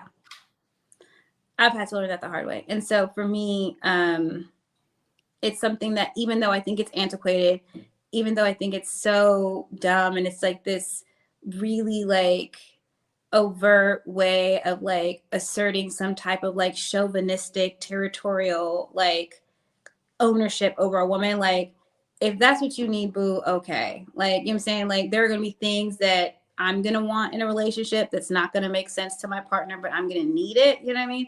And so it's one of those things that I don't need to die on that hill. That's not a hill I need to die on. And so I have come around on the I've had to do some self-reflection and come around on the last name thing. I'm not above growing, y'all. I'm not above it. Okay? I'm not even saying that. I'm just, you know what? I'm intrigued because, like I said, the show cut it down. So it doesn't allow you to explore and explain what your position is in its totality. I don't want to assume straight away. I said I had a position, but I want to hear what your position is so we can really break it down, you know? So I appreciate that. No, I appreciate that. No, that's all right, man. Okay, so final, I know your connection with Demetrius was an interesting one. What happened? What happened with the date situation? I heard he was meant to come and break it off with you, and you decided to break it off, baby. What happened there? I beat him to the punch. I'm just kidding. No, you're not, Sabrina, and it's okay. It's okay. Own your villainous ways. I'm like you. I'm with you. It's okay. I'm just kidding. Yo, that's the first time I heard that he was coming to break up with me. Yeah, apparently he was meant to. Well, apparently he was sent on a mission to do that. Apparently to get there, and then if you didn't say what you're supposed to say and didn't fit the narrative, then you'd be out, girl. You know what I'm saying? Like, because obviously the whole situation. This is news to me, Kojo. This is news to me. Let me be honest with you. This is news to me. I don't care what he came into that date prepared to say. I was gonna say what I had to say because I had already made my decision in my mind. So it's news to me what you're saying, but like I knew what I knew what I had to say. So I appreciate him letting me go first, I guess, because I think he did kind of like toss it to me. But yeah, if he would have said it, I would have been like, okay too. But I don't think that's an adequate. I don't even think that. Let me just be right. That's not true. That's not true. He was sent there to make a decision, but I think he ultimately left it up to me. Okay, that's fair enough. Obviously, what was the reason you didn't see the parents? I didn't see the parents because this man went and told them that I kissed Donovan. Yeah. And I was like, bro, you're not about to sit here and like, Kojo, are you going to feel comfortable going to meet some woman's father after they just got done telling that father 2 days earlier how you kissed another woman? Are you going to be like, yeah, let me just go and go see them? No, you're going to be like, let's just take some time. You know what I'm saying? Like, it was too quick. It was too quick. And I felt like he tainted my image already. He kind of like shot me in the leg in the race. Like I was already going to be behind in that woman's mind. Like, I know, like, just given how much he talked about her, like the role that she had in shaping who he is, how important she is to him. Nah, bruh. It wasn't a good idea. We weren't there. We had just got over the whole Donovan kiss thing, like literally like the night before. And now you want me to turn around and meet her the next day? No, bro, that's not gonna happen. We need more time. The whole kiss situation with Donovan. Oh my God, my biggest regret of 2021. Damn. What the heck happened there, baby? I fucking hate that shit. It was a good kiss, though, isn't it? At least. I appreciate you for being real. You actually admit that on the reunion. That's real. I'll say it again. It wasn't worth the trouble, but it was a good kiss. So, some kisses be worth the trouble. You be like, God damn, that was good. Like some of them just be worth it. You be like so much drama, but you be like, oh God, like I'll kiss you again. No, that's not the case. Just run us through that again. So you end up kissing Donovan. What happened there? How did we get to that stage? I know you guys had an attraction there. You know, you mentioned it on the confessions that a couple more drinks or whatever, then a comment or whatever. So how do we get to that stage where you and Donovan are now? Do that again. So I mean, there was an immediate physical attraction between Donovan and I. Like the moment that I saw him, I was like, oh shit, you know what I mean? Who's that? You know what I'm saying? He kind of got that like genuine game kind of like mashup kind of look to him. Yeah. And I was feeling it. I was like, okay. Like I remember some of the other women talking about him, and I remember Precious being like, yo, you gonna like him, girl. I know you gonna like him. And I was like, really? Like, so I was like anticipating like meeting him and stuff, and I saw him and I was like, oh yeah, he's cute. And the conversation was easy. Like, it was flirty, it was easy, you know, he's very charming. And you know, he said enough of the right things to like, you know, make me like attracted to him. It wasn't like we had like this like deep conversations or anything like that, but it's just like we were aligned on a lot of stuff. You know what I mean? We had similar trajectories. He was born on the West Coast, came out here, we both had been married, things like that. Like, we had a lot in common, you know. He's super into astrology. We're doing like, there's things that we would talk about that was just like, you know, it was just fun and easy. And so we went on he met my ex, Milton, and he met my ex, Milton, and I think after that date, he hit me up and he was like, hey, I'm still in the area. Like, what are you doing? And I'm like, oh, I'm just leaving, whatever. And he's like, let's go out and have a drink. And I was like, okay. All right. And so at this point, it's like, I don't know, 10 o'clock, 11 o'clock night, like on a Tuesday. It was like in the middle of the week. It was like, and it was late. And so like all these places are closing down. And there was only like one bar that I knew that was like that would be open at that time of the night. And so I was like, meet me here. So we both drive there and we have a few drinks and we're just like talking shit and having like laughing. And this bar just so happened to be having a party downstairs. So we had a few drinks upstairs and we're like, let's go check out the party. So we go downstairs and it's packed and people are like, you know, and so we're kind of like dancing or whatever a little bit. And then we head to the back, like the back patio area, like the back door area, right? And he's leaning up against the fence like this, and he's like looking down at me, and I'm looking up at him, and we're just talking, whatever. And then next thing I know, he like grabs me, he pulls me to him, and we started kissing. The heart did a little dugga in it. Did a little dugga in it. Just a little one. It's okay to admit that. You know, that's real. It went dugga, didn't it? It did dugga. It was it was definitely like it was a nice kiss. It was a nice kiss. It was definitely like, it felt romantic. Yeah. It felt romantic. So I'll say that it felt romantic. And I remember we were just like kissing and like you know, kissing in this car, I thought it was a kiss. No, we were kissing. Oh. Yeah, we were kissing. And then it was kind of late at this point. It's like after midnight. I don't know what time it is or whatever like that. It's kind of late. And we're walking at the bar, and I'll never forget it. This woman runs up next. She's like, "Oh my God, you guys are so hot. I just have to tell you guys are just so hot." And me and him just start cracking up, right? And we're like, "Let's get the hell up out of here." So we leave, and we go outside, and he walks me to my car and everything like that. We end up kissing again, and then, you know, I get in my car, I head home. He calls me immediately. And he's like, man, like, I'm so excited. Like, I really enjoyed that. Like, we're talking about the kiss. We're talking about all these things. And then that's when he tells me, he's like, hey, but you know what? Like, let's keep this between us. Like, I'm really not trying to have, like, let's keep this between us right now. You're like, I'm really not trying to put it out there that I'm kissing people. Like, I have children. I have this, I have that. Like, I'm not trying to, like, portray myself in that way on this show. Are you there? I'm there. I'm shocked. Okay. Yeah, I was like, you were like, he was like, I'm not really trying to portray myself that way because, you know, my children, like, I want to portray myself in like a more positive, like, decent manner. And so I'm not going to argue with that. I was like, yeah, of course. Like, let's not say anything. You know what I mean? Let's not say anything. And him and I didn't kiss again for a while. You know what I mean? Oh, wait. What? Sabrina.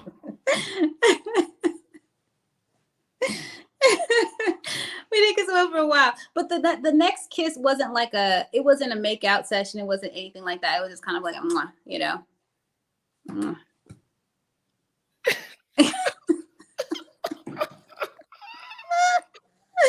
It was like a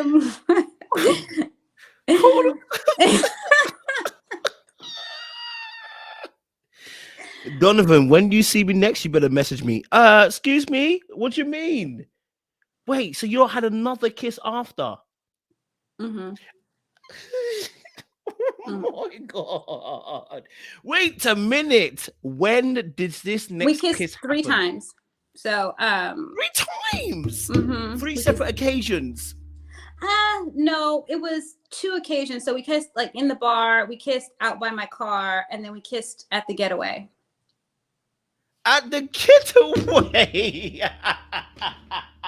Yeah, we kissed at the getaway. Oh my gosh. Donovan, when you see this, you better message me. What is going on? No. We're not going to bypass this just like that. I'm so sorry. What do you mean at the getaway we also kissed?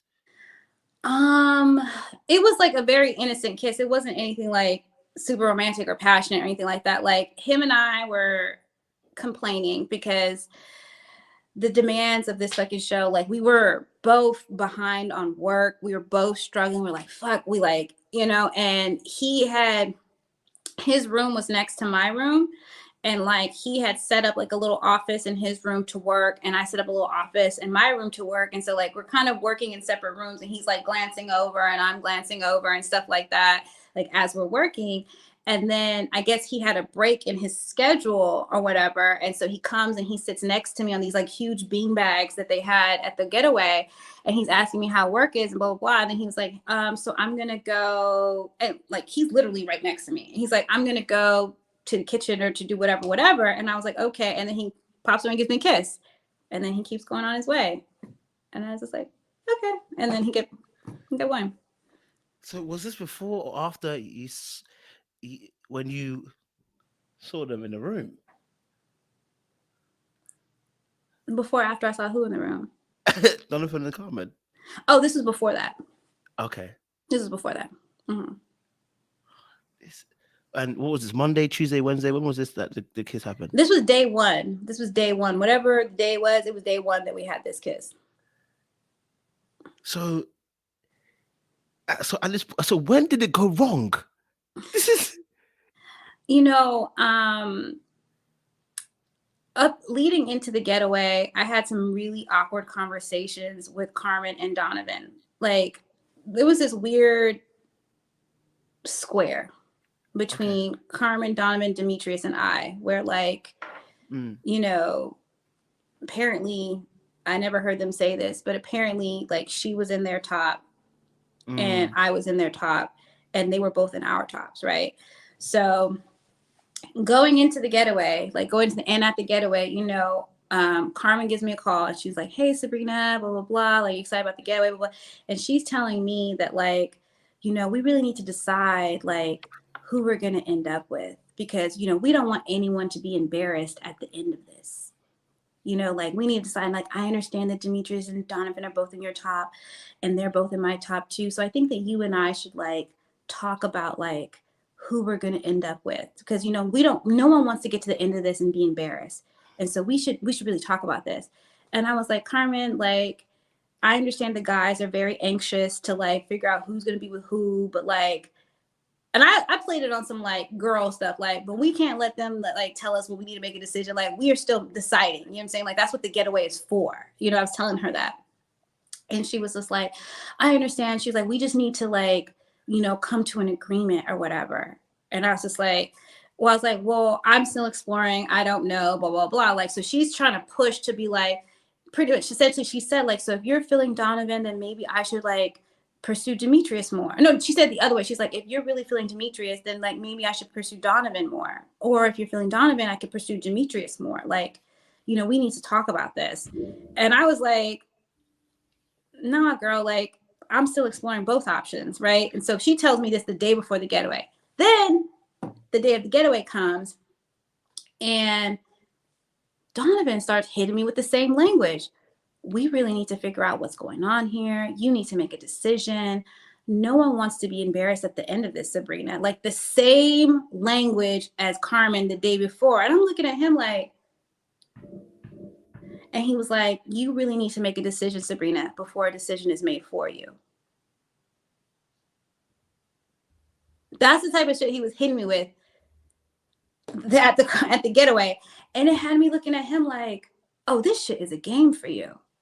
Like, you're just trying to figure out who you can make it to the end with.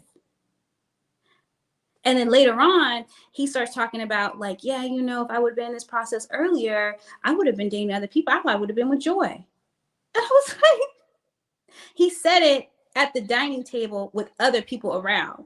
So this is the shit that Donovan is saying. And I don't know if it's because he had been drinking. I don't know what the fuck was going on, but I was like, oh.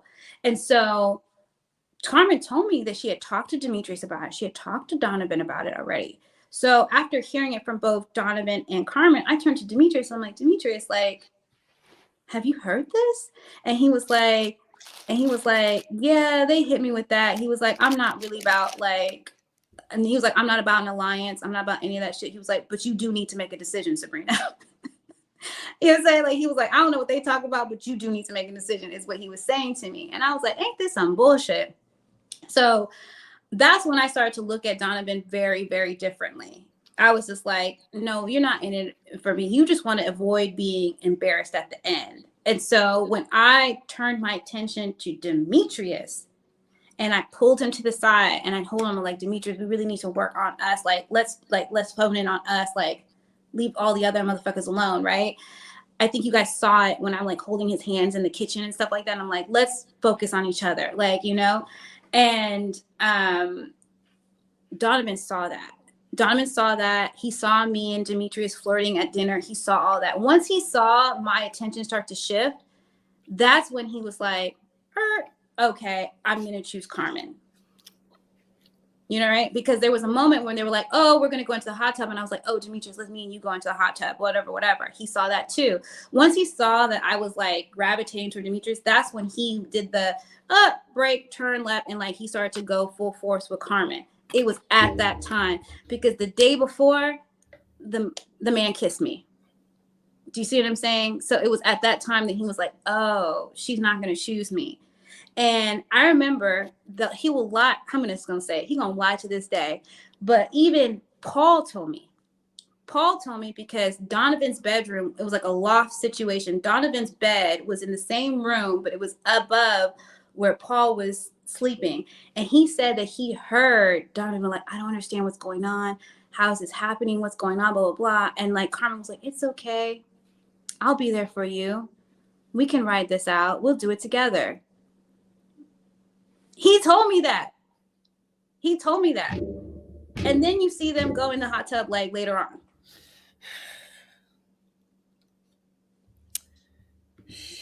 He was mad. That I was choosing Demetrius. And so he was like, you know what? I'm going to avoid being rejected. I'm going to avoid any type of embarrassment. And I'm going to sit here and I'm going to choose Carmen because she's my default.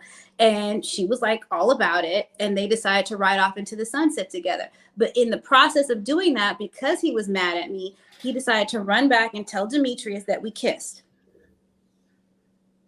After he was the one who said that he didn't want to be, like, he didn't want people to find out. He told him after the getaway, after he saw that I was going to choose Demetrius. He was the one who did that.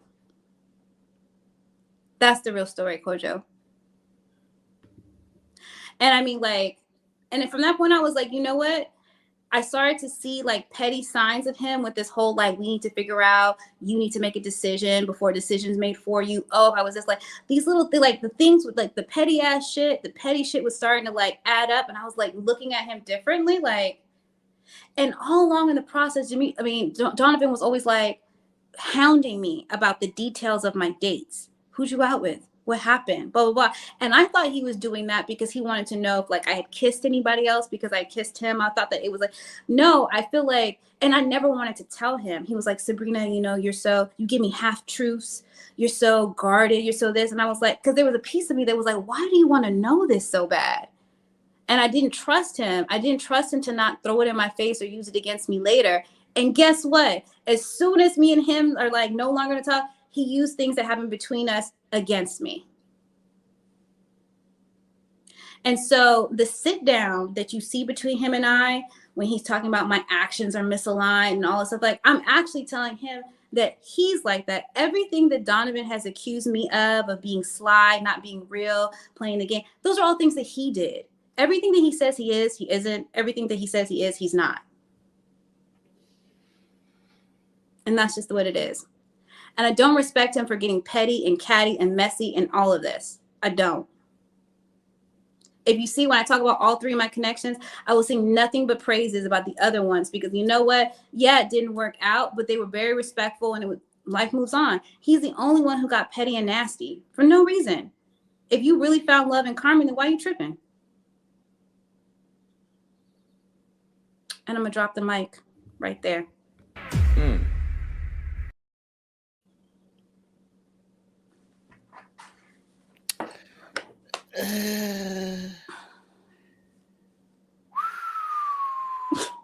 Yeah, they had us the first half. I'm not going to lie. They had us. We weren't defeated, but they had us.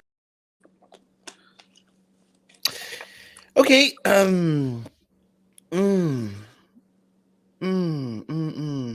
Okay, so where does the situation now? I know you mentioned it. So now when Donovan tells Demetrius about the kiss, does he tell him it's a kiss, or does he tell him it's kissing?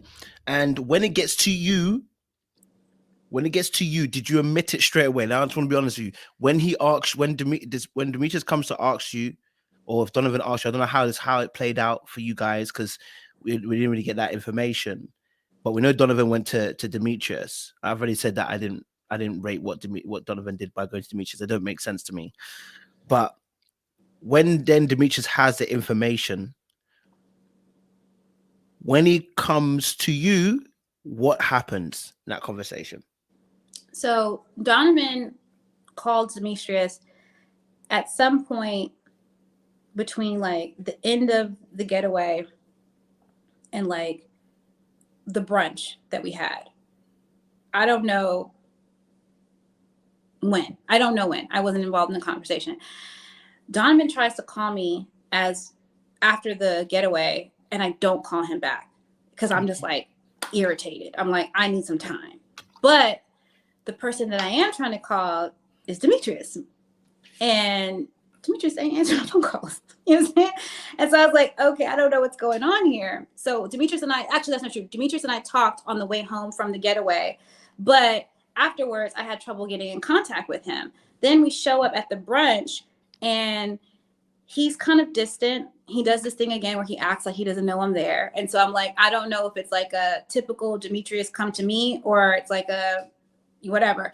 So I go up to him, and he's like, oh, hey. He kind of gives me like the church hug, and I can tell that something's wrong, but we don't really talk about it because there's all these other people around. And so, we get there, and they switched the format of the brunch. It wasn't supposed to be like a semicircle with Tommy at the front of it. And like, it wasn't going to be like that. Next thing I know, it's like that. And Tommy turns to me, and he's like, Sabrina, where are you at with your connections? You know what I mean? And I tell him about how I like both guys, but I have reservations about the both of them. That's when I told him I don't think that Donovan's ready to love. I don't think he's here for those reasons. And then I talk about my reservations with Demetrius and like the dynamic, and then the submissive thing and everything else. I talk about all that. And their responses were very telling. But that's when Demetrius kind of starts to allude to, I've received some information about Sabrina that has me questioning her. And that's when I was like, in that moment, I was like, Donovan told him. In that moment, I was like, Donovan told him. And so I was like, fuck, right? Like, here we go. And so after the brunch, right, we wrap up, whatever, I called Demetrius. I called Demetrius like 2 or 3 times. You know what I'm saying? Doesn't answer my calls. Finally, I get a hold of him, and he lets me know that like he did know about it, and he was told about it. And so I asked him to meet up for drinks. I was like, can we please meet up? Can we please talk about this in person?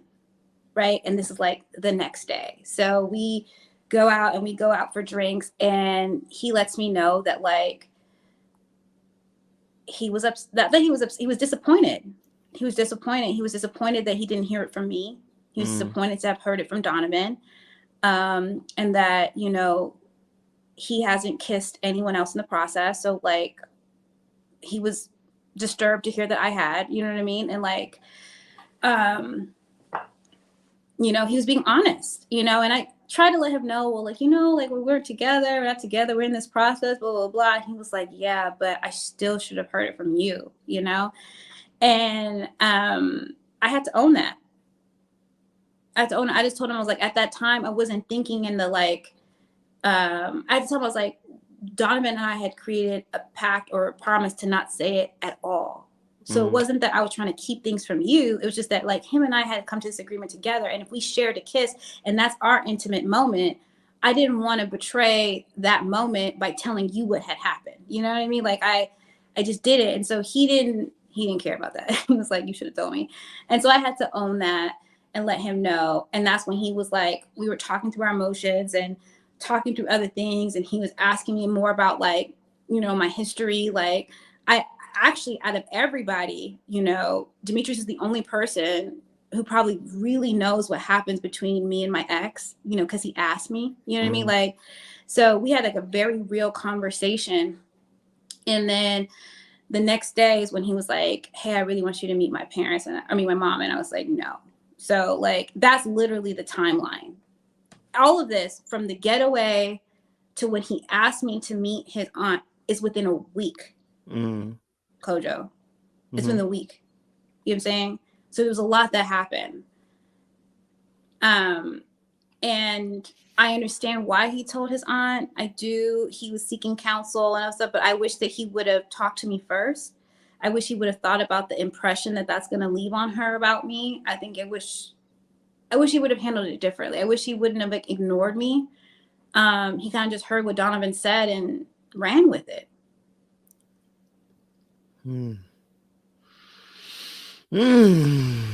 Okay, so he kind of ran.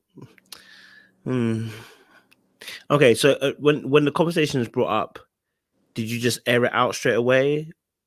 So I just want to ask him, you know, I want to get his experience as well. So you aired it out straight away. As soon as he asked you, you just said, yeah, this is what happened, X, Y, Z. Yeah. I told him how it happened. The same thing I told you. Like, you know, we were on a date. We decided to go out for drinks afterwards. We ended up kissing, blah, blah, blah. Like, I told the story. And so he knew. I told him that night what had happened. Damn. It's getting tight. This is. Okay, cool. So what happened at there's nothing else to say about that. I get with you. All right, cool. And moving on. There's nothing to say. You've explained it, and I think there's questions to ask. That were two lads. So what about you know, your situation at reunion with Joy? You know, because it looked like Joy was coming for your neck. Has this happened in the course of the season? Is this something new? Like, you know, because it was a lot to witness you and Joy go back and forth. Like, did you try to take Clifton as well? Or? Yeah, you know, Joy has had a really bad habit of oversharing her opinion about other people's connections on the show, and she's done it since day one. She's always been very loud about her opinions. And for me, I'm like, girl, you found your man. Just be quiet and sit down over there with him. Like, why are you tripping off what other people are doing? And so that wasn't the first time that she has asserted herself in something that had nothing to do with her. She constantly has done that. And she's done it since the beginning. And I've been told by numerous people who she claims to be cool with, who they're all like up in the photos, up in the club, chilling, kicking it. I've heard from multiple people that she's always had it out for me, that she was talking shit about me throughout the entire process, that she was in people's ear telling them to vote me off. And I really don't get it, because you've been about Clifton this entire fucking time, and Clifton and I have never even talked like that. Clifton and I had never had a connection. So what you saw at the reunion was me being frustrated with her once again, you know, butting her nose in something that she didn't have to do with her. That's why I was like, why are you speaking up for Tory? Why are you saying these things? Like, why are you so invested in other people's shit? Take several seats. And so the character that you guys saw, the attitude that you saw from Joy at the reunion is the attitude that she has had the entire time. She's always been that way towards the ladies. It's not news to any of us how she's been acting. So it's not just because of a rumor that she heard. It's not just because of their circumstances around Clifton. She's always been that way. She's always been that way. So, so like, so the reunion. Coach, I need you to sit up. You need to sit up right now. It's a lot right now, baby. Okay, it's a lot right now. So you're basically saying that this has been something that's been happening during the course of the season. This is not new. This is not just at the end. Like, do you know what I'm saying? Like, this has been going on during the course of the season. And I never understood it. Like, I never understood the issue with her ever. Like, we don't talk to the same men. Your connections was Laverne and Clifton, two people who I've never even talked to. Do you know what I mean? Like, I never understood the issue that we had, but you're constantly being shady. You're acting male identified by excusing some of the toxic behavior and disrespectful behavior that the men are doing toward the woman. You know what I mean? And then you constantly are talking, not just talking, but loudly about other people's connections that have nothing to do with you. Like, it's just hater shit the entire time for no reason. And I don't even have a problem with her. The problem I have with her is that she's always fucking weighing in on my shit. And I told her, like, respectfully, you got your lane, I got mine. Stay over there. And that's the only issue that I have. Other than that, I'm like, girl, I'm happy for you. Glad you found love. Hope it works out. Has she spoken up for Tory before this, or was this the first time you kind of heard her speak up in this way? Like, has she spoken up about him before that, or defended him like this? No. I know that she was in his ear to vote me off. I know he told me that. You know what I'm saying? Like, I know that she has been very vocal about, her opinions on me with several of the men. And so, but at the ladies' lounges and like the few times that like I've been around her, she's never said anything. If anything, she was one of the people playing up how hurt he was. You know, like she was saying, making it seem like he was just so hurt. He was so distraught and stuff like that. And that also frustrated me because I'm like, isn't that your? Oh, not now. Not now. Not now.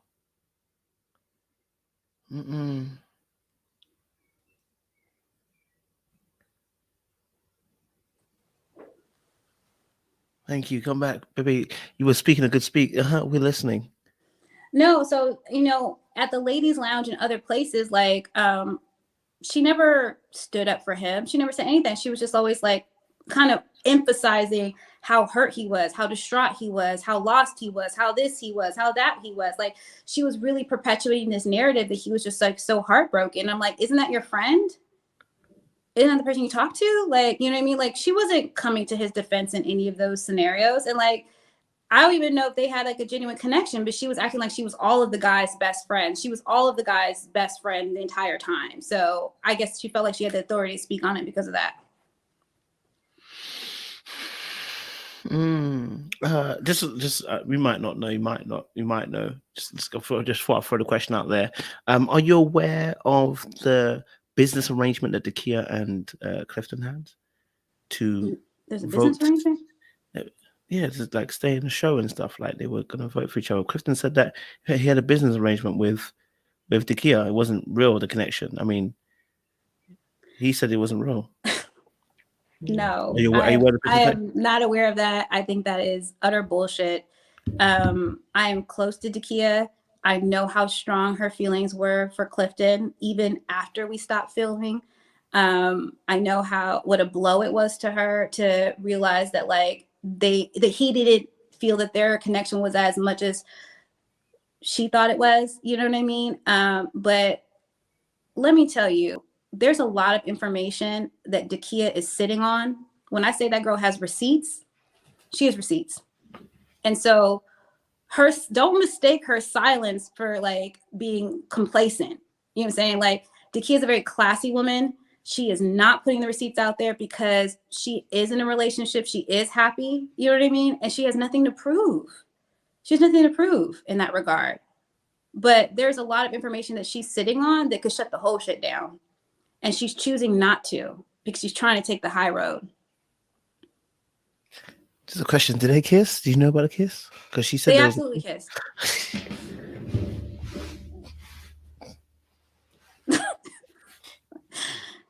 I'm just putting it out there. They absolutely kissed.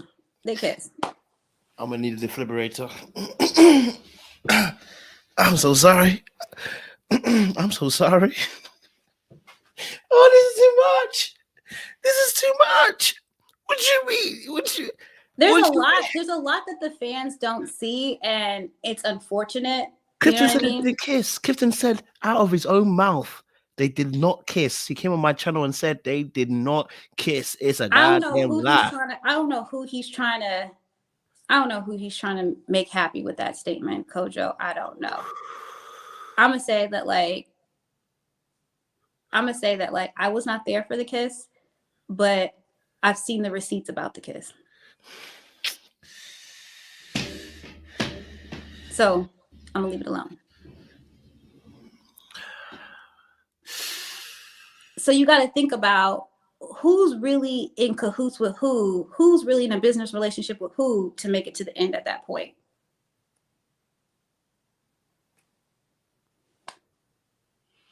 I'm gonna leave it there. It's not by accident that the couples who made it to the end made it to the end. It was by design.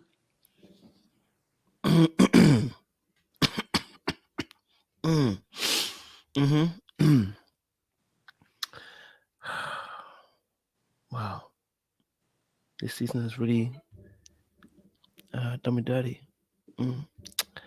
Anything else?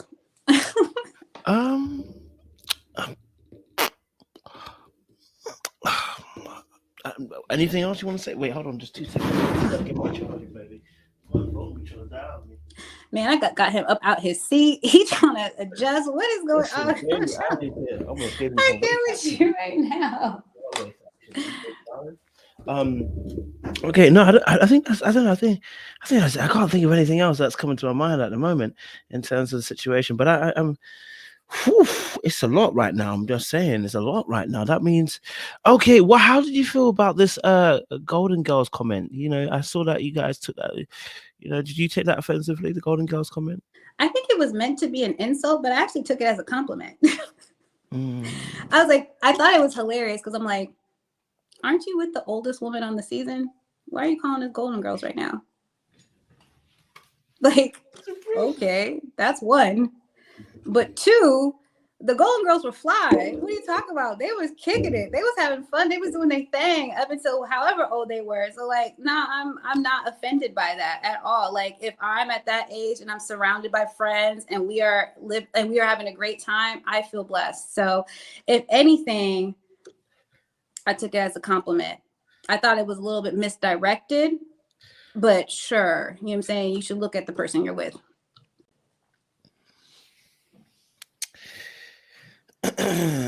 Just to let you know, Donovan is on tomorrow. He will be speaking his particular experience. Oh, you mean again? Because that's all he's been doing. Sure, that's true. He has not stopped. You petty. He's not stopped. Like, how many lives does this man need to go on? I'm telling you, the crusade to make himself look decent is like astounding. Oh, Sabrina, you petty. No, I'm not. I'm just saying, like, Kojo, when you look at, I know you follow all of us on Instagram. Yeah. You know who's throwing shade. You know who's sitting there talking shit. You know who's on lives every other day, who's slinging mud and casting stones. Like, you know who's doing it. I mean, how much more am I supposed to just sit here and be like, oh, and just be quiet about it? And I'm not trying to talk shit about him or anything like that, but I'm just being real about what happened between us, what he said, what he did, and how he's been acting. It's foul.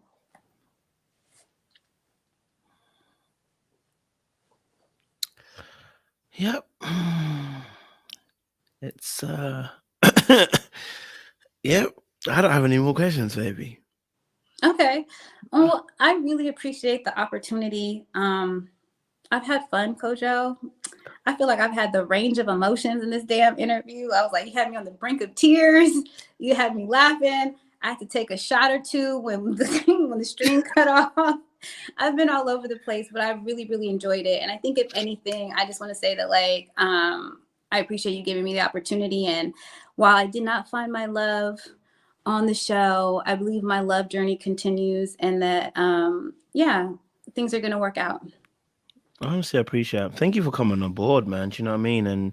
And sharing your truth, because I know it's not easy. And a lot of things happened. I know it's been a few months since the reunion and stuff, but still, yeah, I know there's been a lot of information that has circled and surfaced, you know, after that. So I appreciate you coming and sharing your view and being truthful. And I can see the audience at least have turned their hearts towards you, Sabrina. You've gone from villain to a hero. I think the last 10 minutes done sold them over. They said, get her as a hero status. You are now a certified hero, Sabrina. I don't need to be a hero. I don't need to be a hero. But I'm happy that they at least understand the other side of the story. That makes me feel good. It really does. It really does. Kojo, I would love to come back at any point. Yes. But let's stay in contact regardless, because you're hilarious. I'll talk to you after about why you want to come back. Yeah. I got to tell you why we come back. Yeah. Okay. Do you have anything that we can get behind? Anything we can support? Anything that we can? You know, I'm just like, y'all, I really came on here for love. Like, I don't have a business. I'm not launching a line. I don't have, you know how everybody, like, they stop this and they got like new podcasts and products and stuff like that. Like, nah, man, like, it's just me. So if you want to catch me eating, drinking, traveling, and being merry, by all means, you know, I'm Sabrina. I'm at Sabrina.topaz on Instagram. And yeah, I'd love for you guys to tune in. Okay. Whoo, mate, it's been tight. Listen, Sabrina has blown open the seas, baby. Okay, because tomorrow is gonna be interesting now. Okay, because you know tomorrow is gonna be a little bit weird. Okay, but listen, guys. Honestly, thank you, audience. You came out 1,900 strong to support myself and Sabrina and to hear her particular truth as well. And so, Sabrina, again, I appreciate you. You know, and you know what, like I said, if you come on this platform and you come and you share your truth and we buy it, we will always have a different opinion. And actually, you've done exactly that. The opinion has gone from villain to hero. Oh, you know what I'm saying? I mean, I prefer you as a villain, to be honest. You know oh gosh, here you go. But I can't even flirt. She got a man now, so I can't even do that. But you know what I mean. So, but again, Sabrina, thank you so much. And audience, thank you so much. No worries, I appreciate it. Pleasure. Audience, don't do anything I wouldn't do. There's not much I wouldn't do, so be careful out in them streets. It's a bit cold out there, baby. Okay, all right. I'm here to tell you right now, we don't care. Let me tell you, we don't care. They don't care, baby, and I don't either.